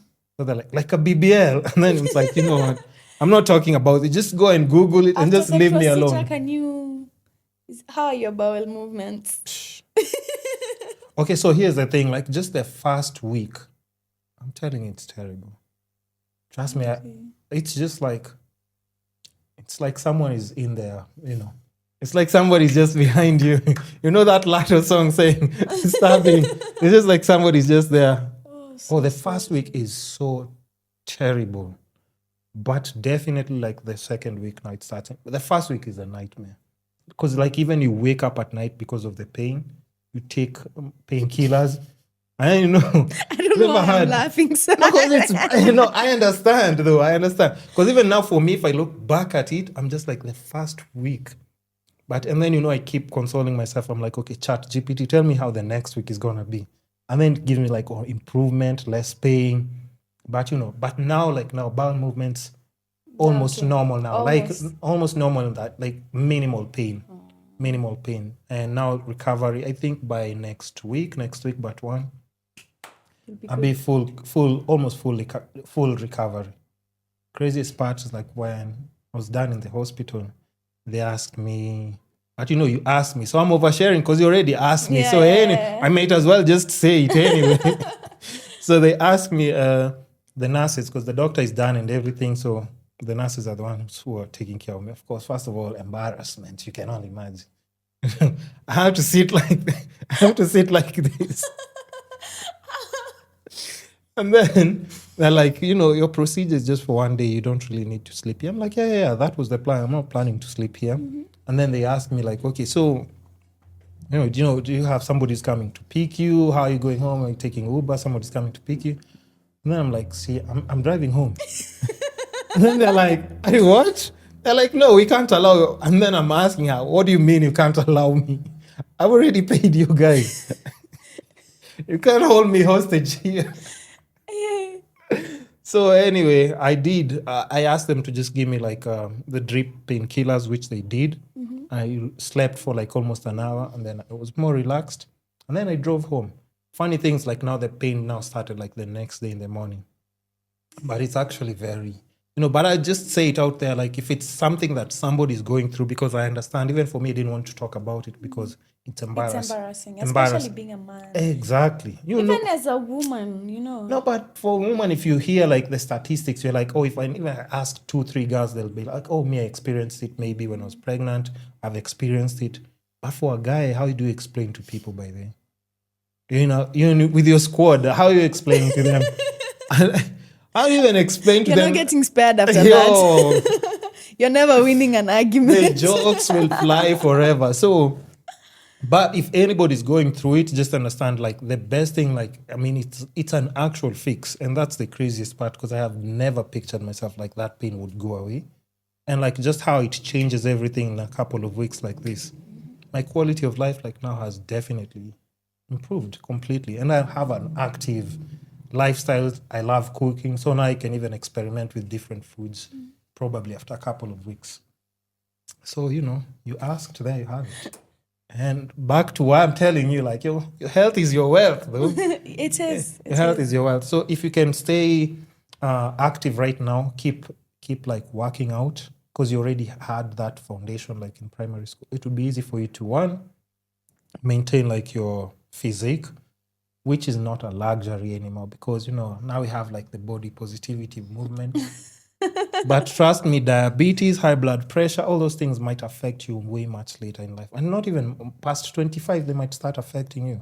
And even sometimes you actually, like when you're actually active, sometimes, because there was a time I wasn't so active. I was just when I was working, I was just eating. Of course, you're seated, Nini, and just relaxing. Yes. And I did add some weight, and I could feel how uncomfortable it was to walk. Like, I could feel how heavy I am. Your breathing maybe starts changing a bit. Yeah, it's just, I think it wasn't. And I was like, oh God, I actually don't think I can handle like a lot of weight. For me personally, because I've always been small since I was young. So it's just... Imagine. And Pia Coast, the kind of food that's there, it's rice, a lot of carbs and everything. Yeah. And relaxing with the weather, you might find yourself like putting on some weight that you don't necessarily. It wasn't even that much. It was like, I just put on like just a few kilos. 2-3 kgs? No. 5? I don't know. My weight is usually almost the same. How much do you weigh right now? I don't know. You never weigh yourself? Sometimes I do when I go to hospital. But I have a skill there. You have a I always skill? I make my guests. You make your guests. Yeah. So when we are always talking about like health and of course we do have like of course not everybody will be the same body type. Usually a lot of times my weight goes between 55 and 62. Just plays around. 55, 62. I think you're. Or 63. Yes. Right now I think I'm 60. 60. But you see, sometimes Okay, we'll find out. even when I gain weight, usually it's not visible to other people. I can just feel it. You can feel it though, right? But it's walking. No one really notices it because a lot of I don't know how I'm built, but like lots of times when I add weight, no one will actually notice until like. Or nobody will tell you like, hey, you look like you've gained. So you're not those people who like their face now becomes just like the face, kidogo. like chicks. They'll be. Oh, Lord. Okay, but now even like just with the cooking thing, is that something that you regulate when you're making your meals, or you're not paying attention to that right now? I don't regulate it because I feel like most of the times I actually just eat proteins. Oh, okay. My meals are mostly proteins. So and chicken or fruits. beef? I love beef. Beef. Really? Yeah. I like myself steak. Oh yeah, steak is nice though. Yeah. But even for me now, you see, I couldn't eat a beef so much because of like bowel movements. Okay. It's kind of tricky. But You choose your fun and you choose your pain. I don't know. Me, I just like everything. Like all like. But long term is beef okay? Like according to like just maybe with studying nutrition and stuff. Yes, it is. It is. Yes. Really? In fact, I think nowadays beef is even better than chicken. Come on now. This carnivore diet thing can't be like a real thing. Is it No, like? because genuinely speaking, the chickens, you see, especially the broiler chickens, those chicken they stay for such a short period of time. They're fed too much. They're injected. Like GMOs and stuff. GMOs, yes. Okay. And nowadays, if you taste chicken for nowadays, broiler for nowadays, and broiler for it's some different. time back, Yeah. sometimes it even tastes like you're eating plastic. No, now that I haven't eaten. Okay, no, but like. But I You know. get But what I know. Yeah. I'm saying, yeah. Even sometimes the meat just looks off. You're like, hey. But now here's the thing also, and that's why I was saying like even in Kenya, something else that we're very lucky with is our food. Just we haven't gotten to that point where food doesn't have taste. In SA, I do not know what they eat, but it is crap. South Africa. What? GMOs. Ooh. Went to Nando's, I just beat chicken like this. I was like, now that was plastic. And this, like seasoning has been put, but it's just not nini at all. But a lot of food has started losing. It has. And I feel like in a couple of years, if we don't take care, we're True. moving there. That's why I wanna own a farm.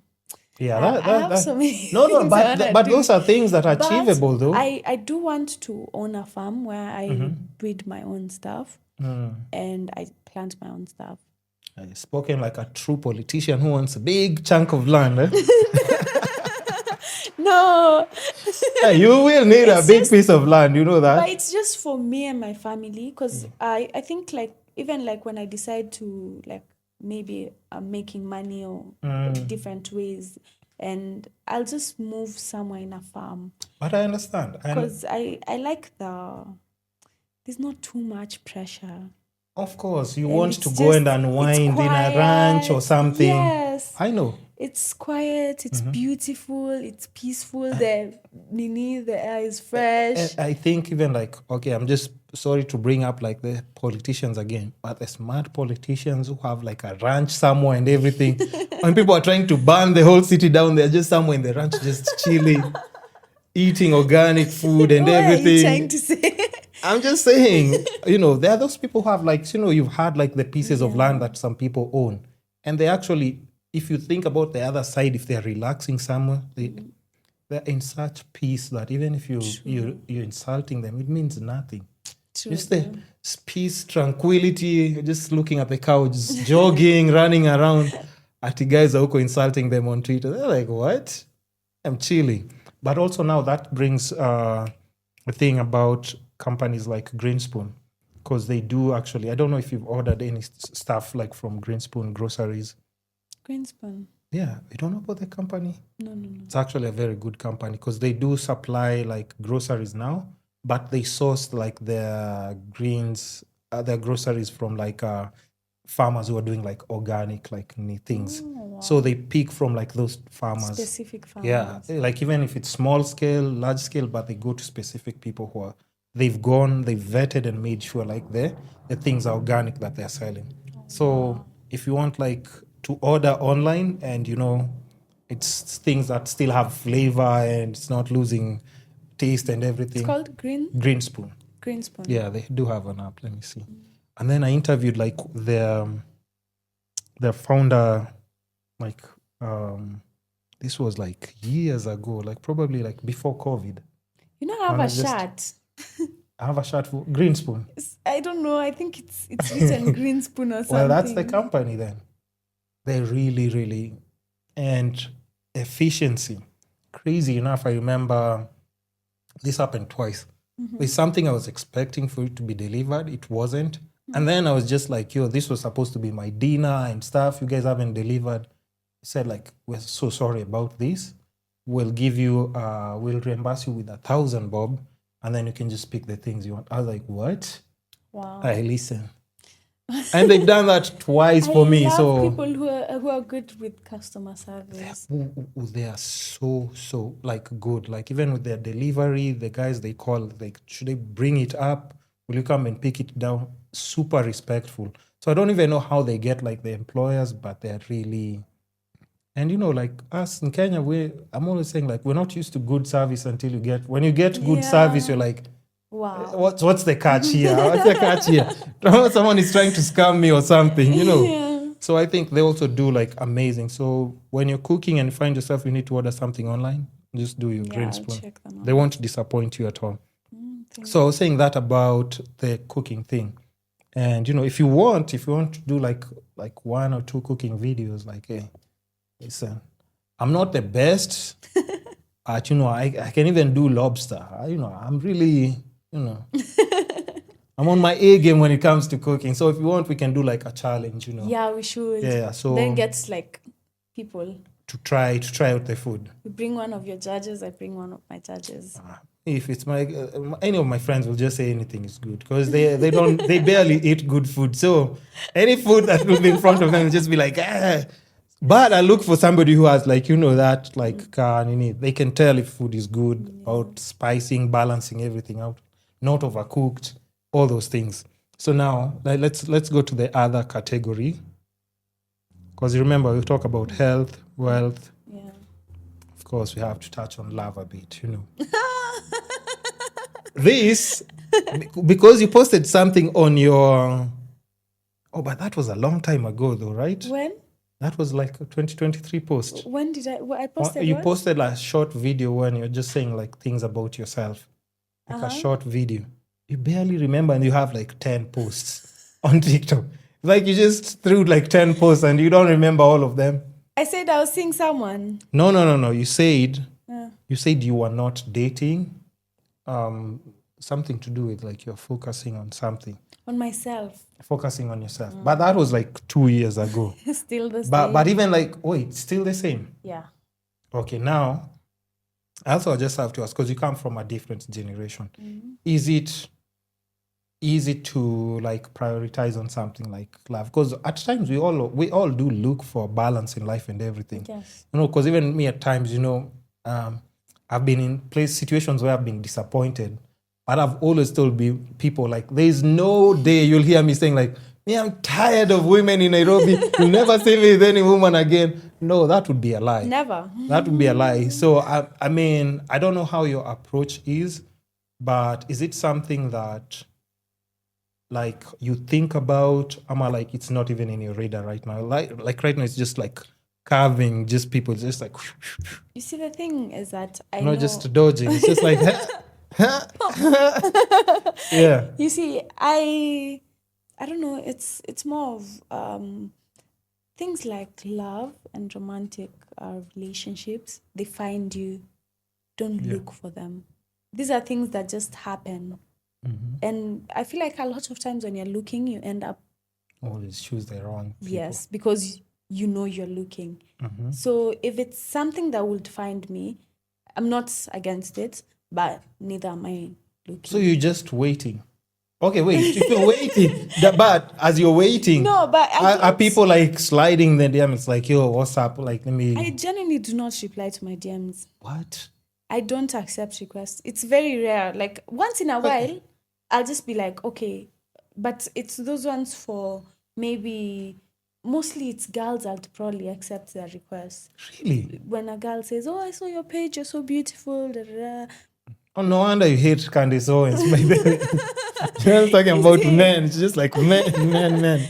But like, it's just. Okay, but why do you think I that's would like the never. enemy? I don't think I actually like meeting people online because I do not know you. I'm not big on texting. I'm also not big on calls. But I am. So very how will good you meet new with people? talking. I do go outside if we meet. And like if we meet somewhere, and I don't even talk to strangers. So even me, Now you see, somebody approaches them and just like, don't touch me. I do talk to strangers when we are in certain environments. Let's say I go somewhere and my friends are all there, and we're all there. Certain environments, I do. Oh, talk so you to have no strangers. choice but to be nice. You're like, No, it's I'm a Nani's nice friend. I might as well I'm just a talk nice to them. person, but men are very invasive. Really? I don't know. I don't like if you come like. A lot of times I don't have time even when I'm outside to even like if someone stops me to talk to me. Okay, like because even me, I would not stop to someone to try to chat them up. Like even if I was a man, I wouldn't stop someone to try to chat them up. Why not? Because I don't know, it's just awkward. It's not. I think this is your generation thing. Everybody thinks everything is awkward. If you talk to somebody you don't know, it's weird or it's awkward. No, may I talk to people I don't know? I just don't talk to people I meet on the streets. Like if we meet somewhere, I'm outside, I'm gonna talk to you. But like on the streets, hell no. How can someone get your attention if they are trying to talk to you? And If let's just thing. say That's the thing. A lot of times, somebody let's just say, sees you, if they're I'm like, even meeting someone, yeah. someone has to know them. Someone I know. No. Now forget that. Like now we're just saying like it's an environment. Maybe you're on a Sunday thing. Maybe it's just you and your friend. Like you sat down and you're having like a snack or something. You know, like a brunch thing or like this organic farmers things. And then somebody's just to approach you. I would depends with how you approach. You see, you can always like tell how like the intentions of someone approaching. I wouldn't know. You tell me. But you can always like you see when someone talks to you. What's a safe way for somebody to approach? I think it's like it just depends with the way you approach, how you are as a person. I think if you come say hi to me, I'm somewhere, I'm gonna say hi to you. If like maybe you say something, now whatever you say next determines where the conversation is. Yeah, because they just say hi and then it determines. I just stare at you. They just yes, exactly. You know that I'll just walk away. Yeah. But like whatever you say next determines if I'll be willing to actually take my time to talk to you there and have a conversation. But you see me, I'm a nice person. I just talk to people and I'm very social. So true. Okay. When was the last time you were in a relationship? Hey. Hey. Oh, we're just touching on it just to understand, like, and also if you'll notice with the podcast, it's very interesting because we've shifted like around a lot of different topics, but just to balance, because all those things that we've talked about, it's somehow things that everybody kind of has to go through, Yeah. School, family. The last time I was in a relationship. Yeah. It was last year. Oh. Hey, it sounds like it's a bit too fresh. No, it's not. Last fresh. year is 6 months No. ago. But it was like last year. It's Or been a early year. last year? Yes. Oh, okay. But It's still fresh. No, it's oh, not. okay. One. Okay, actually, that's nowadays. Like after a couple of months, you just, if it's not something that was fulfilling to you, maybe. Oh wait, so who dumped who? Oh, he left you. No one has ever left me. Hey, you see the pride. Eh? No, I just wanted you to answer because, of course, if I say that, you'll be like, "What? Who left who?" No, but I mean, is it because at times I'm just guessing you look like somebody. Of course, if you're dating, you'd want to date for something that's serious. You're not a casual dater. Oh, hey, listen. At times, I'm sorry, guys. At times, I am a bit naive, and sometimes innocent faces might fool us. So it's. But also, it's like, true. what? Like, is it something that you do take seriously, or like, because you're not at a certain age, you don't take it that seriously? No, I do take relationships seriously. Mm-hmm. I don't know. I feel like you just move with the flow, man. But I do take things seriously. Like it reaches a certain point. I'm very intentional. Yeah. So when I'm dating, I'm actually like seriously dating. Like you're a nice girlfriend. What kind of girlfriend are you? Not a nice one. Not a nice one? See, this is what I'm talking about, guys. You see? No, but I'm very loyal. Loyalty is good, but actually loyalty is good. But what's the other one? What's the ache that you? What's the bad? Yeah, the one that makes you laugh now when I'm asking. You're like, hey, yeah, I'm not a good girlfriend. Are you chaotic, possessive? Are you toxic? I don't know what I am. No, you know exactly what you are. I don't know. We know what we are, like, what we bring to the table at times, like, in terms of like, will I make life easy for this person? Or maybe you just enjoy chaos, a bit of chaos here and there. Yeah, a bit of chaos here and there is good for the soul. I see. You see, I don't even know how to react to that. But are you those people who like, if it's too peaceful, it just makes no sense to you? No, I do enjoy peace. A bit of chaos spices things. What's a bit of a chaos? Like, I don't know. Like finding a message in someone. I know. That's it. That's it. There's no discussion about Really? that. Yes. Find a message. And you see, the thing is that I've never actually like been with people who move like that. That's good. I think, I don't know, maybe. So why do you think you provide chaos to them, to those innocent people who don't move like that? Yeah, clearly, because you say they don't move like that. So why not give them peace? See, I don't know. But you said it spices things up, though. It's just, I don't know. I don't know. Sometimes, us as women like creating chaos. No, but that's true. Anybody who's It's just just been with fun. enough women, you just know. You just know, like, by the way, it doesn't matter who it is, by the way, that script of spiciness is just going Especially to come if they soon. genuinely like you. Actually, I think so, yeah. Kwanzaa, if you actually see they are chaotic towards you, just know they really, really like. But why does it Dire have to be needs. like that, though? See, I don't know why is he being peaceful? Wow. No, it's good to have peace. True. But you True. see, a lot of times, I think women are pampered when they're a bit upset. That's true. That's true. But I think also... And they are reassured. I think you're always looking for reassurance while you... Or that they actually genuinely like you, or Yes. like they're proving like, okay, Yes, I think they're it's apologizing for... Yeah, it's that reassurance. Okay, and then even like I think maybe just because of the generational difference, right? do you guys, like, even just for you specifically, do you look at love as, if I get to a certain age is when I have now to make sure I take like relationship seriously because this is somebody I want to settle with? Do you have like that? I'm not putting an age to anything. Yeah, you see, you definitely wouldn't like Candice Owens, you see. I wouldn't put an age. Okay, to kids, anything, having kids. But let me tell you something. If I'm not married by 27, I'm never getting married. What? Why? You see, a lot of times for relationships to actually work, like sometimes Yeah. you have to be a bit stupid. Explain. you have to explain that, eh? You have to explain that. Because staying with men, like men are just I don't We say the same thing about women. We're like, man, it's those ones of like it's chaos or you're exhausted, but we still can't live without them. Yeah, but again, you see, I don't know. Men are just, you see, to actually just be able to tolerate a man's bullshit, you have to be a little bit naive.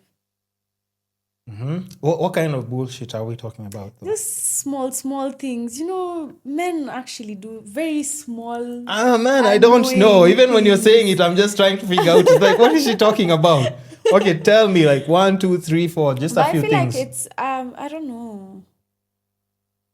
It's because I have male friends. I think that's why. You know, I see things firsthand. Yeah, Mpaka you're just like, if this is what my future is gonna be like once I settle with someone, I can only imagine. So I do see like a lot of things firsthand.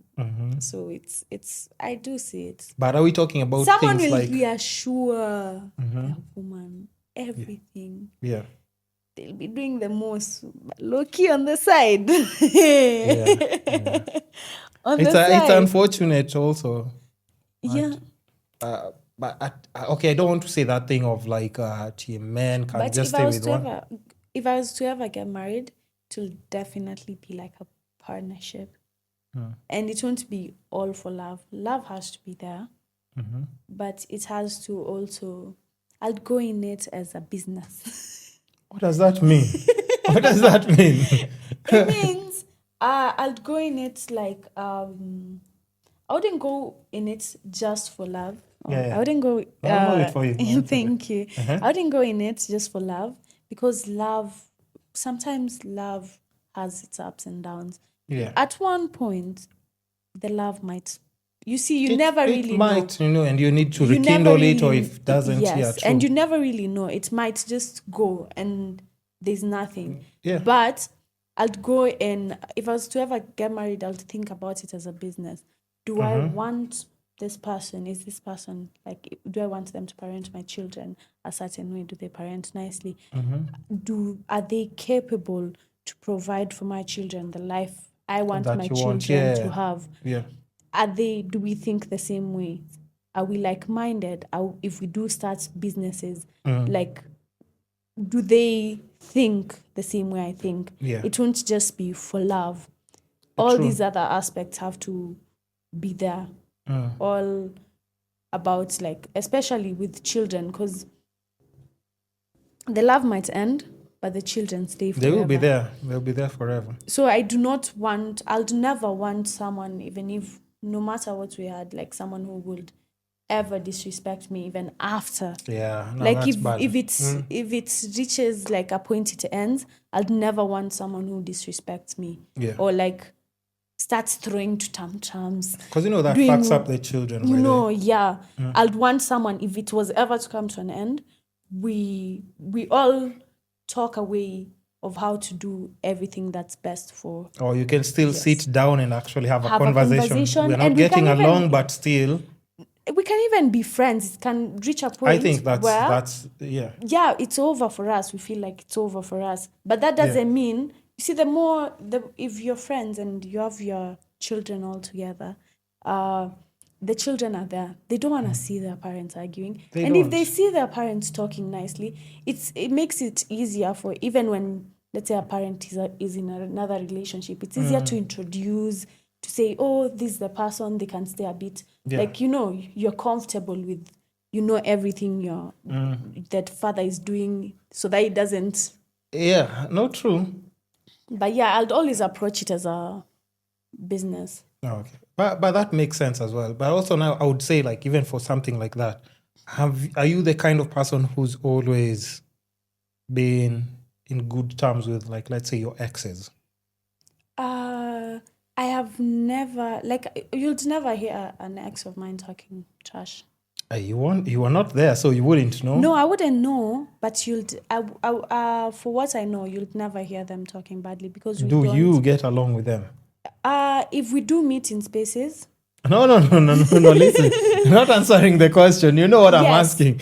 No, I'd say yes. I'm asking this, and then you're just going like, okay, let's say if we meet in spaces. No, like you see, like we do not communicate, but once in a while you can always, like, communication is always open. We do not communicate. Like they can just check up on you. Yes, but we are in good terms, but we don't communicate. Oh, that's okay then. Yes. Good. That's good. And that should be easier for you to transform, even when maybe you get in a permanent situation. Yeah.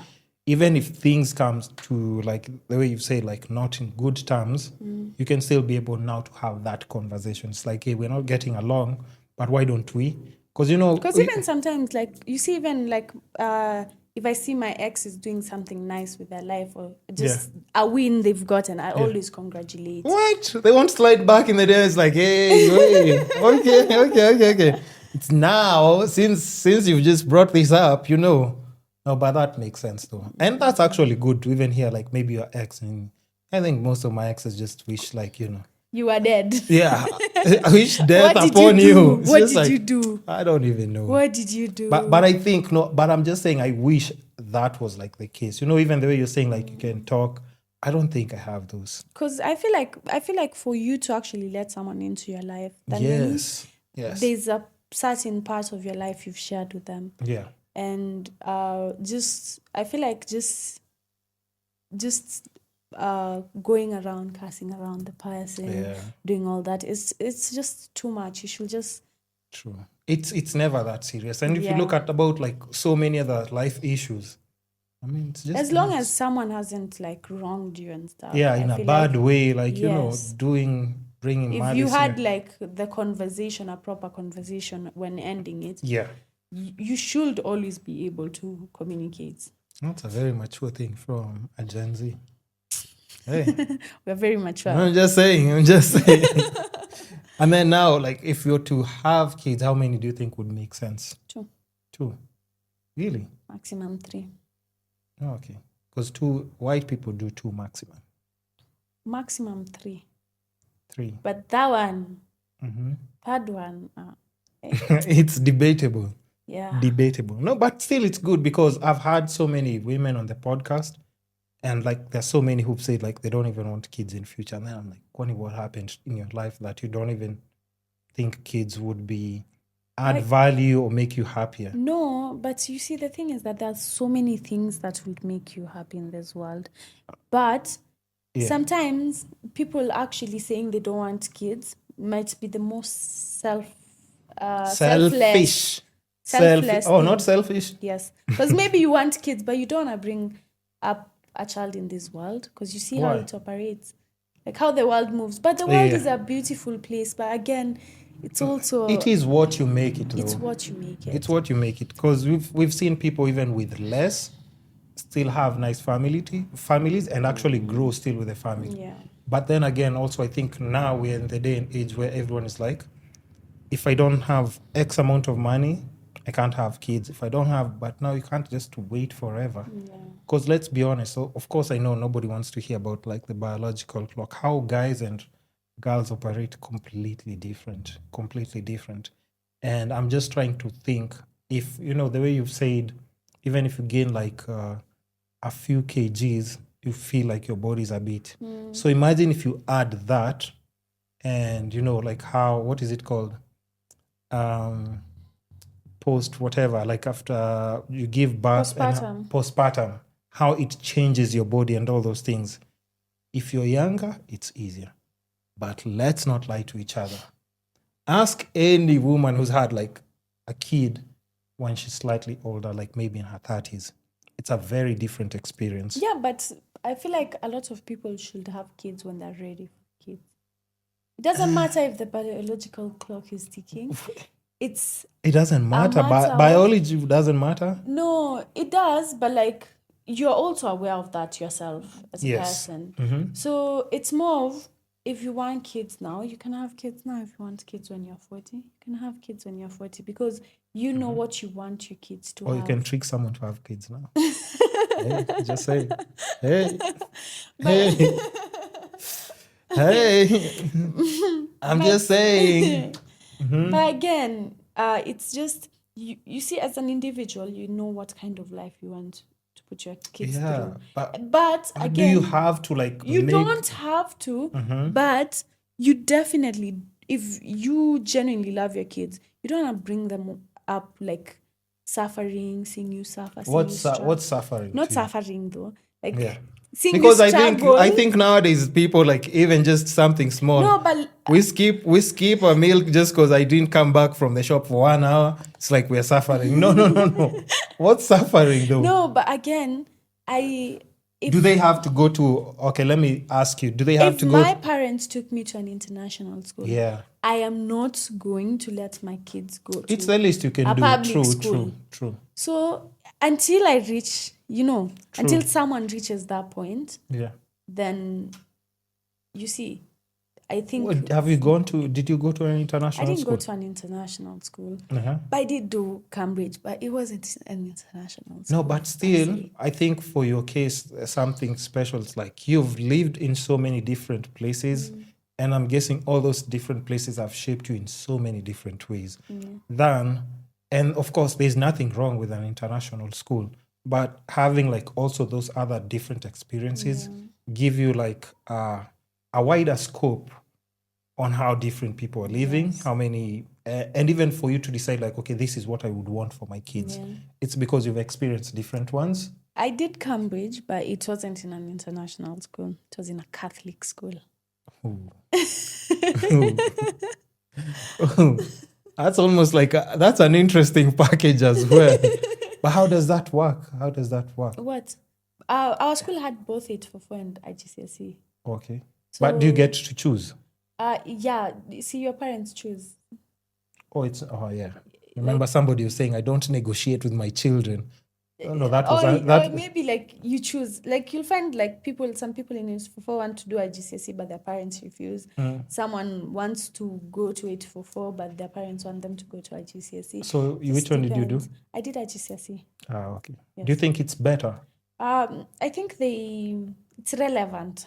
It's more compared to yes. Okay. Because I also Makes did sense. 844. I did in the same school. I started in Form 1. I did first term, second term. Then on the third term, I moved to a GCSE. Was that your choice or parent? It was my choice. And also I had me and the teachers okay. not getting along. Listen, troublemaker. That's what I was talking about. I see it somewhere because I'm just like, I can't put my finger on it, but I just know it's somewhere. Okay, interesting though. But I do understand. And also I've had people on the podcast and I've always tried to tell them like, of course, even if you want your kids in an international school, understand like even what you're doing right now, you should be working towards to be able to achieving that. Because you can't just say, because I've had people on the podcast. In fact, let me just say this. 90% of the girls who've come to the podcast, they've said their children have to go to international school. That's the least you can. No. I said yes. That's okay. But also, like half of them, when I ask them, do you know how much the school fees is? They don't know.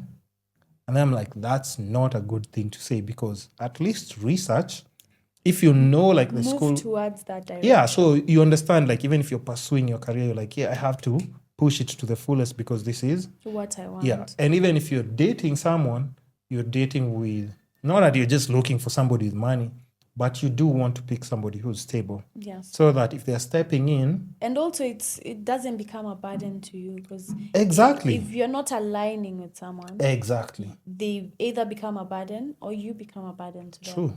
Which either way, it's not You can imagine if you give somebody that fee structure like this, and then they're just like, they're saying yes, but you can see it in their face. They're like, "Fuck this! What did I get myself into?" But I personally, Yeah. I think my kids will start with the normal curriculum until when they're reaching high school. When they finish primary, when they transition to high school, it's when I'll do. Why is GCSE. that? I feel like our local curriculum gives you a backbone. Oh, really? Really? Yeah, because I feel like doing the local curriculum, you interact with a lot of different people. True. You True. interact with, if you just say you're just going to an international school, you're just going to interact with one set of people. That's true as well. Which also understand there's nothing wrong with that as well. Yes, there's nothing wrong with that. Yeah. But I'd want my kids to have that experience, also to appreciate. Yeah. To appreciate life. I think there's some people who genuinely don't understand, like even, Yeah. And anything else that's going on out here. Most of the times, networking is very good in international schools. And those contacts, you only make them in high school because primary, you don't young. actually. You're too you're smart. You're smart. Because actually they do say that because like when you're making those connections or just like even the friend groups that you're making at that time, they really do play a big role like as you now elevate to adulthood. Yes. Because now those are the people you can call to have conversations about like, oh, there's this opportunity here, or we are going here, you can travel to this place for this experience. Yeah. Actually, it makes a lot of sense. In primary, it doesn't really matter a lot. Kids don't care and about also, anything. I feel like when kids are younger, they start to appreciate things. When you're just simple handed things. Out a lot from a young age, it reaches a point you actually do not appreciate what you have. That's true. It's like sometimes you might want like what car do you want? What's your dream car right now? I'm always the one who's asking people that question.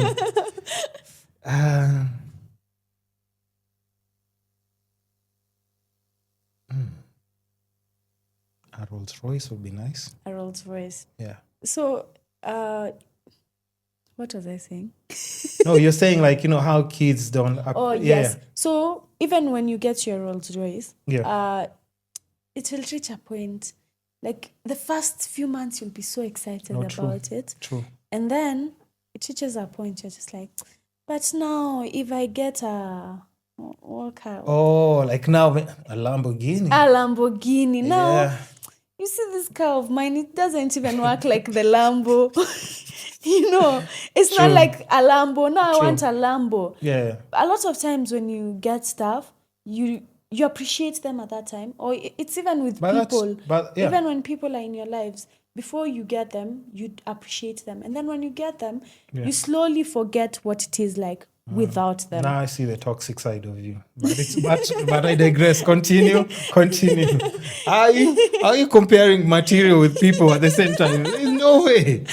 No way. Material, actually, yes. Because that I've experienced with. Something I wanted, I get.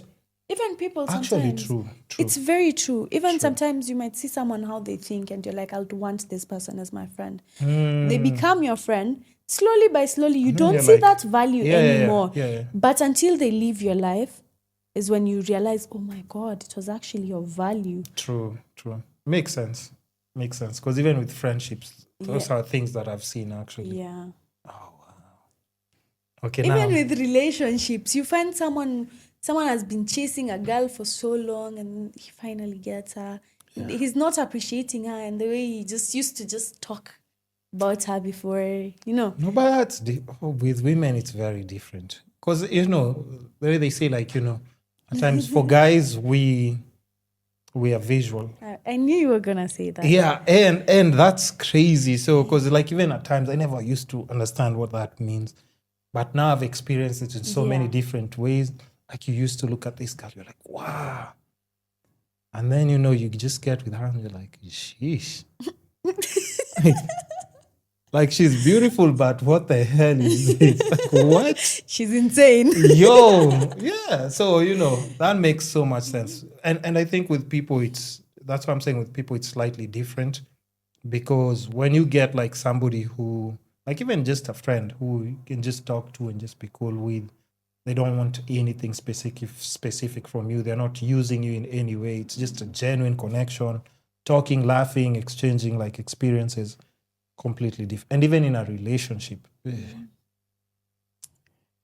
if you get someone, let me tell you, if you get these beggars out here, If you get beggars, or at times I call them homeless, why? because they do act like they're homeless. Why? Because they don't have anything. They'll ask for everything and anything.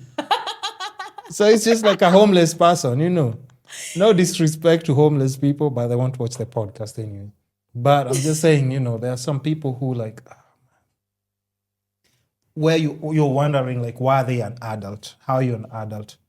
And See, maybe they want to be princesses. no, princess. There's nothing wrong with princess treatment, by the way. Don't get me wrong. No, but I get what you're saying. Like But- every single thing they have. Yeah, to. understand if let's say you see the same way you're saying, like even in partnership, like maybe in future, you want to know that even if you're providing, But in it's case something happens, They're okay as well. they're okay, or they'll be able to handle things. Let's say like, you know, they got my knee temporarily, my procedure done temporarily.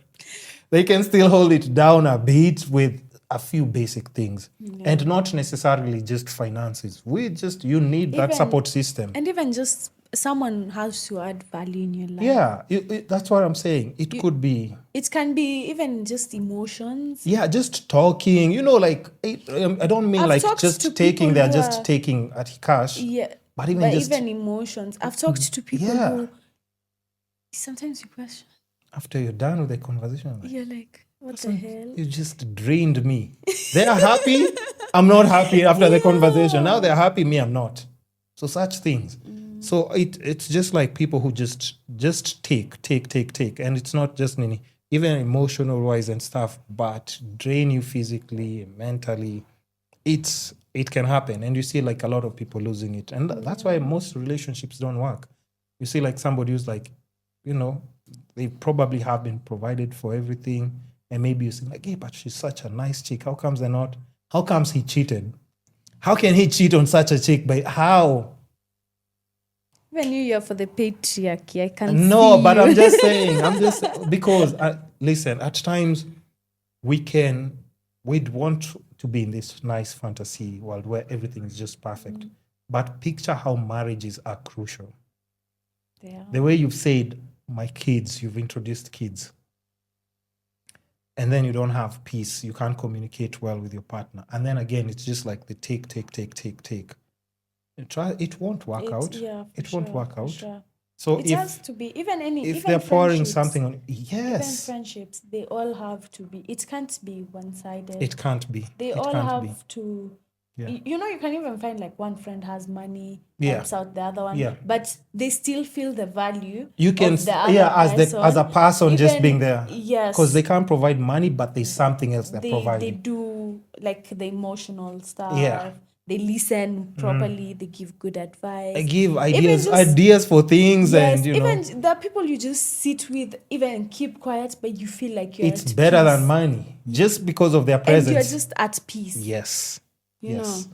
You know, and there are friends you'll sit in with that on a table, maybe just because you're taking the tab, and you see that bill like this, you're like, yo, come on, guys. You know, we could have cooked lobster at the house, right? Why do we have all these orders here? Who's drinking champagne right now? Yo. So I'm just saying such things, but it makes sense once you start like, and these things come into play when you start paying bills. Oh, trust me. Even friendships will die.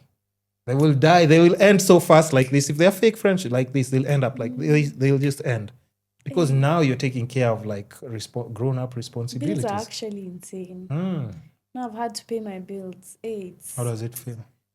It's hard. You So- see, in my family, if you're not in school, my family is very strict. If you're not in school, you're not. See, you're an adult. They're not pampering you or No. spoiling you, Nini. But you know, that's just preparing but you for... Yes, it's a very good way because now I think I have. And you look a at things backbone. differently. Yes, I know. You know me, I can just, like, if I'm not in school, I'm going to call my parents. They're going to say no. Wow. where you're not getting anything, utasema uko kwa shida hata you're in the most It trouble. has to be an emergency where you have a bandage Not unless it's and like, blood kidogo yes, hivi. it has to be like A serious, a very yeah. reasonable thing. Not, oh, I'm back on my bills. Can you? No.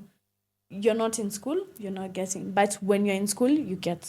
But you see, that's good. That's a way of. They're just teaching you like how you're supposed to be, and that's now adulting. You see, Yeah. and I think you'll notice like with just the same we've said, like once you start paying bills, like even the small things, and I've told people like even just when you're treating yourself, when you're going to a restaurant or anything, you'll spend differently. You're not just spending because I'll call mom or I'll call dad. No, you're thinking about like, hey, okay, because I'm expecting cash and I can't spoil any like this. Hey, I but need to me save. when I was working, Yeah. I'll get my salary after I've paid my bills. I'm like, no, I worked too hard. Now you see. I order everything. No, but that's not bad. Also, it's not bad. But I'm just saying, like, you see now that if you fuse it, like, let's say with a partner, like who's at least taking care of like just not a few things, like I think the things that a man should take care of. And what are those? Can you tell me? Rent, first of all. A man should take care of a woman's rent. If you're my woman, yes. Next. Okay, doesn't that make any sense? It does. Is that weird? Go on now. I'm starting to think I talk to you nicely. Just let me know. Let me know if that's a bad thing. Let me know. No, But, it's not a bad thing. It's a nice thing. I think if somebody's in that position to do it for Nini, it would make her feel better. Okay, think about it. Like, let's say if we're a couple, right? Do you think it would make you happier at the end of the month not thinking about rent? It would. Now you see, even a smile, you see immediately. really would. Because you know that rent when you sent that message. It doesn't mean... It really would. Yeah. And It I'm would. and But I'm just... again, Yeah. shouldn't be... No. Yeah. I'm just but saying. now that is a plus. Yeah. You see? When you're doing it by yourself without being asked. Yes. That's all I'm saying. I'm Do you not wanna know saying... how much my rent is? Hey, listen. But I'm just saying it's a good thing for somebody like a guy to prepare themselves like as a group, because even when it comes to rent, we're not looking at just rent. If kids come, school fees is coming in. Hey, school fees is expensive. Yes, so it's not just about the house. It's preparing yourself as a man to take about like some responsibility, so that even if your woman is there, she's not stressing like crazily about how will she provide like the feminine energy in the house if she's also thinking about the same. Even me, I'm like, rent again. And then even you're like, fuck, rent, how will we pay? It can't be like that. What else do you think a man should take care of? Food, maybe. Rent, food, the groceries. And what else? Of course, the grooming allowance. If it's not crazy, if she's not having like that, those weird ninis that doing my nails and everything costs like 50 or 60 G's. Okay, yeah. You see, that's a bit nini. But it also depends on where you are in life. Maybe already my investments are like in a very good position, so I can still spoil the nini like that. But I think if you're still a couple, I'm assuming maybe not a very big age difference. You're still still building wealth. It's different when the wealth is already there. Yeah. Now it depends. If you're building wealth, you'll have to compromise with some things. We can't really splurge on everything, True. but still treat ourselves. But if the wealth is there already, like, okay, so what are we saving? See, it's there to be spent. For sure. It's there to be spent. See, Exactly. One thing I live on is money Yeah. comes, money goes. Oh, no. Now we can't say no. No, but I do save. Do you invest? No. I'm No, don't say no. Why Don't am say I you're getting just... money to No. invest? Hold on. I always talk about that now on the podcast. And that now is where the most important and crucial part comes in. Learning how to invest. And now, unfortunately, like our parents had a different approach, because then they were big on land, buying property. It worked then. But now in a whole different new environment. We do have like mutual funds. We do have government bonds. We do have crypto. We do have stocks. all those things, which can be bought at a very minimal amount. You can buy crypto for 5 Gs and then every month keep adding 5 Gs, 5 Gs, 5 Gs. You can do the same with stocks. You can start buying for 5 Gs. But it's not that you need that. You see the way you say it, like, where am I getting all that money from? No, you just start slow so that you create the discipline. Because as you grow, more opportunities are coming towards your way. Yeah. You're achieving like a lot of things, maybe from your content, brand partnerships. Of course, as a politician, we all know these tenders are coming your way. I'm joking. No, but I'm just saying, as you grow, more opportunities will come your way. And depending on how hard you're working, more money will come your way. But it's not about like now just money is coming, you're saving. The investing bit, if you don't know it, it's useless in this generation because like our expense, cost of living will keep going high. Sure. So you're fighting, the more you earn, you're fighting against something called inflation because every year something goes high. Products, all the things that you're buying, groceries, prices keep just going. Rent keeps going higher. Exactly. So you have to invest so that your money by the end of the year is multiplying somehow, like, you know, against like the inflation. So with stocks, crypto, government bonds, very good. I'm sure they sound... Government bonds? Yeah. Okay, can you explain to me? So government bonds is you, and here's why. Now I explain to you why I love the government of Kenya. No, hold on. Is that a high five or it's like a... Okay, now let me break it down for you, right? So that you understand. So now the government, and this is done probably, our government is probably like 1 out of 5 only in the world that gives you this benefit. You lend them money. Mm-hmm. They pay back with the interest. How much is the interest? Now, here's the thing. Worldwide, when it comes to bonds, most countries will give between 4-6%. Kenyan government, up to 14, 15, or 18%. So now, and it has never like not, and it's never like, it's never any paid, that can never happen. Because bonds have always been there, like ever since. The interest is per annum. Yeah, and then it can compound. Because compounding is like the interest the now, year and then now it's the total plus the interest. I was good at math. Yeah.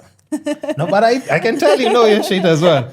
So let's just say you have 10 mil, right? Mm-hmm. 10 million, right? That you've put like in government bonds, right? And then, in fact... Put something realistic like 1 mil. Okay. No. But here's the thing. It's realistic maybe now, but I'm saying as you grow. Yeah, for sure. It'll make, okay, I want to see 5, okay, 3 mil. Put 1. Okay, 1.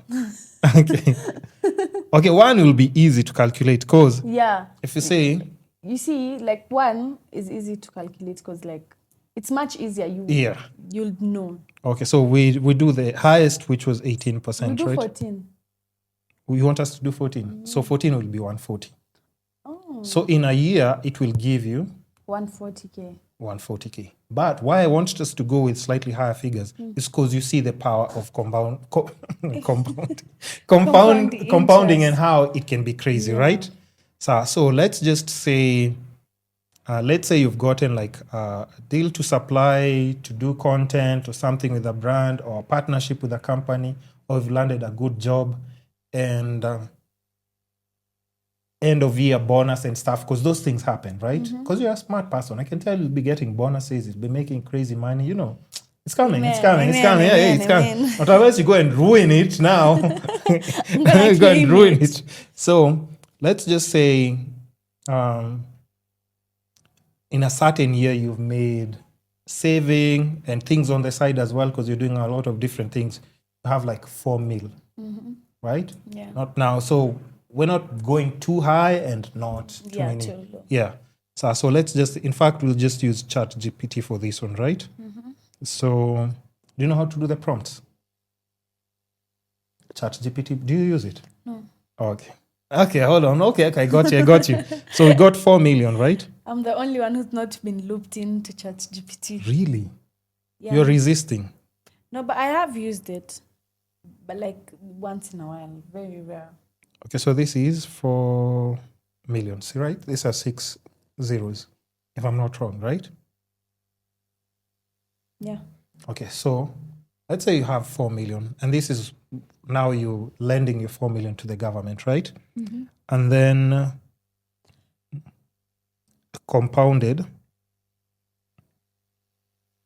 at 14% annually for, let's say, because the bonds, it depends, it can be like maybe 5 years, 10 years, something of the sort. Yeah. So which one do we go with? 5 years. 5 years. Mm. For 5 years. What will be the total? So I want you to press the arrow so that it calculates slowly with a few seconds, and then it gives us the answer. Let's see. Let's Seems see. so excited. Yeah, I want you to see the power of compounding. Okay, it's about to give you the answer. Oh, 7.7. Yeah. Okay. Nice. So you see, put 4. So now, you know why I wanted. Okay, now here's the thing. Now you're giving me Hold ideas. on. Now, You're teaching me. I'm learning Yeah. so much. but that's why I was telling you, let's use a slightly. That looks ridiculous, Yeah. but 10 It's mil is kinda- not. It's not that. Yeah. You know, if you're working towards it, it's still achievable, right? Okay. So let's go with what about 10 million? Let's see. Same formula and everything. How much? 19 How much? million. Yeah. Wow. In 5 5 years. years. Yeah. You've gotten a profit of 9 million. Yeah. So what other business can you do that it's gonna guarantee you that in 5 million? And then also, let's not forget they had an 18-year, an 18% 18%. bond. So let's now do it with Nini. What about the 10 million at 18%? Mhm. Let's see. Okay. How much? 22 million. Yeah, there you go. Eh. So now here, understand where I'm coming from. When people are burning the streets, I'm always like, yo, I hope we still have the government on Monday because I'm like, yo, but Do you actually invest in bonds yourself? yeah. I do have a crazy portfolio on. Okay, I can show you a portion of it, and not like all mine. Yeah. But how I've structured my bonds is because they now pay my rent, they pay my monthly upkeep, they pay for my entertainment, and even if I want to travel. Oh, wow. Because I'll just show you part of the Nini, not Yeah. to Nini. And you can't say it loud. I can't, of course. Hey, And- someone will find you outside. And you can't send that crazy boyfriend, that crazy ex. Okay, let me just. You'll wonder why your ops are texting you. I was like, what's going on here? What's going on? So, but I do show like most of my guests, like, you know, when we are talking, I can't show to like the audience, but so like on my app, because this is on Stand Chart, you can just go on holdings and then it can show you like, It's in USD. yeah.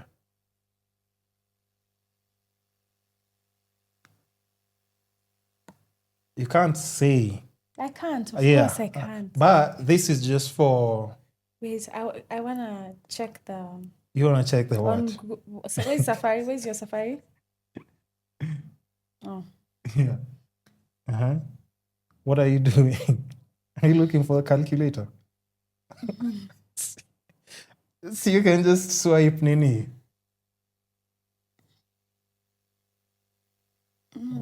What? What are you calculating though? I know it's off camera.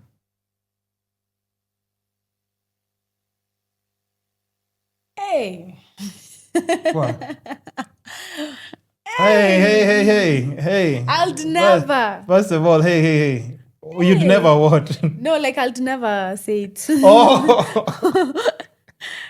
Hey. Okay, so but that's a portion of an ini.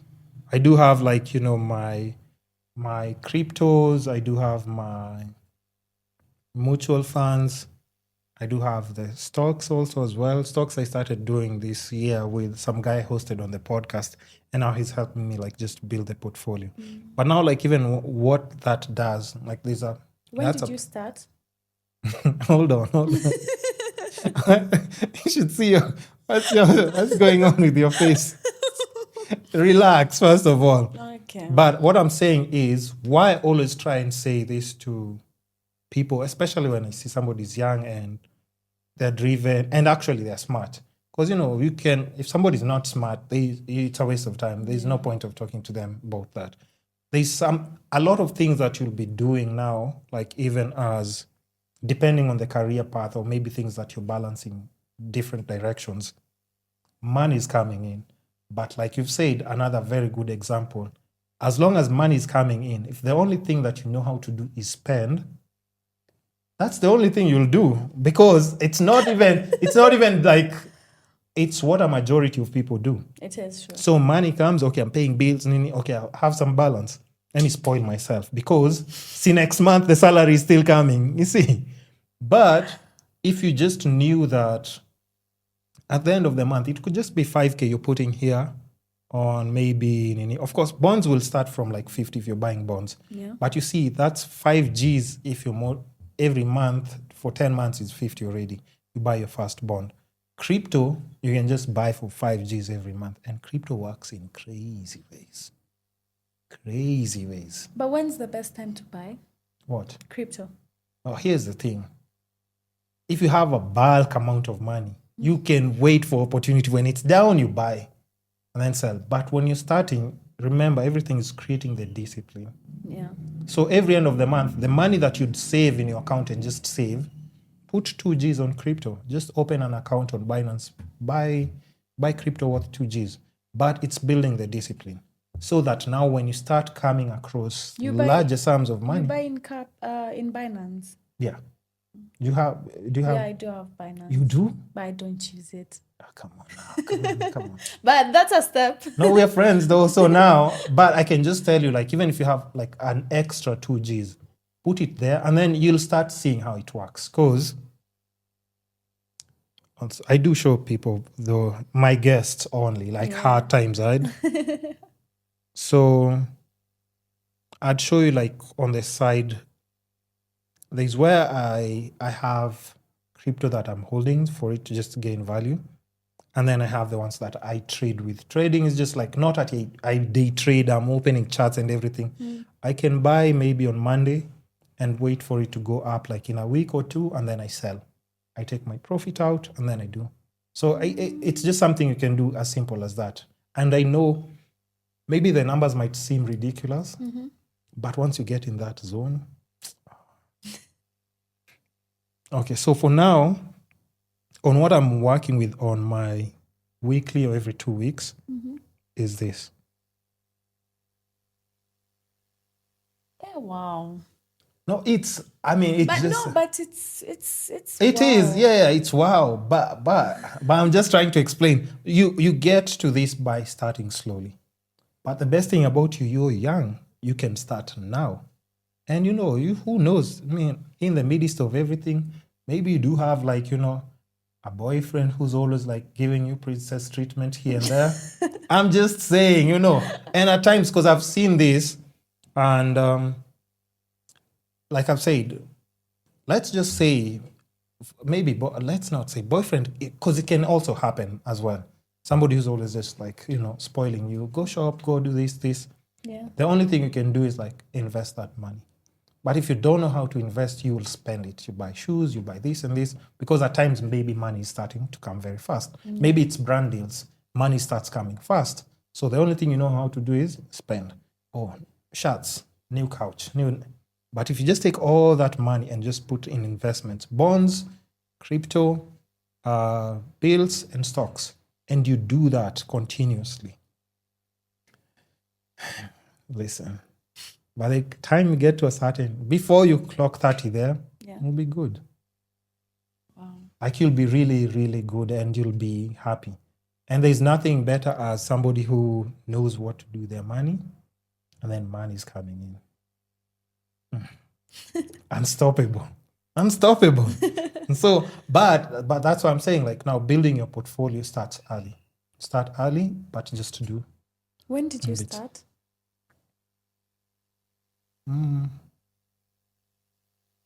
7, 8 years ago.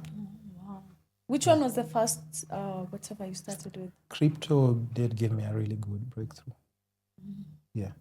Wow. But- What was your first investment?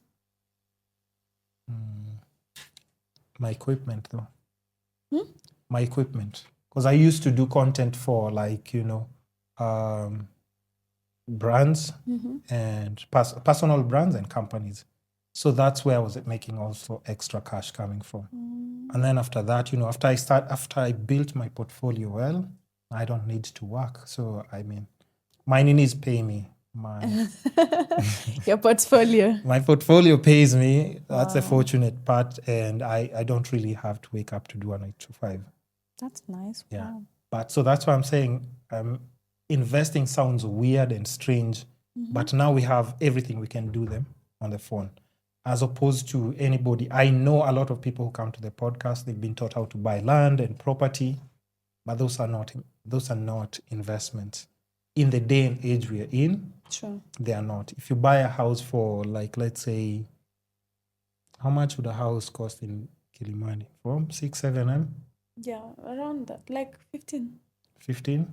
Yeah, I think around there now. 15 M? Yeah. For 3-bedroom, though, Ama? Yeah. Yeah, okay. I'm just saying the small ones. Yeah, it will go like 15 M. No way. What the hell are you saying? What? No. Hold on. Okay, let me not. For a speak. 3-bedroom. Oh, no, 3-bedroom, yes. I'm saying, what about a 1-bed? I don't know. Okay, a 1-bed would be 5 or 6, depending on the square meters. Let me just see. Oh, we've clocked 2 hours. Okay, we're almost done. Don't worry. We've actually had but a it's nice been a nice conversation. conversation, Is yes. it what you expected, really? Yes. No, it's not what I expected, but I am very happy. What were you I'm also expecting? educated. I didn't even know what to expect, Really? honestly. Yes. So what if it was a crazy podcast just asking you crazy questions? You know what I mean? Like, yo, me, I'm walking out. press stop on that thing. Let me see if I can find this you've guy. actually educated me now. Really? At least I've never really had anyone who's like given me a talk about the money stuff. Now you see what we're talking about. See what we're talking about when it comes to friendships and people maybe who you just meet randomly. I also and yes, exactly. I also think it's because even my friends have not been associated true. with the same. Okay. Makes sense. So I know this guy is always posting houses.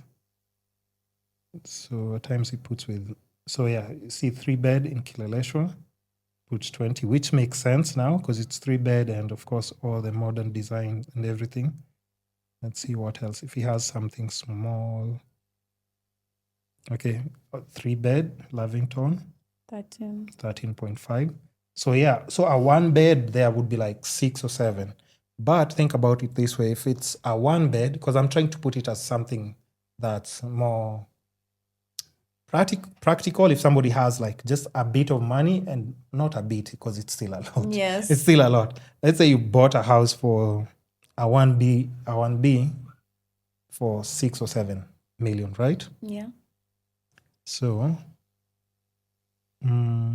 that's 7 million.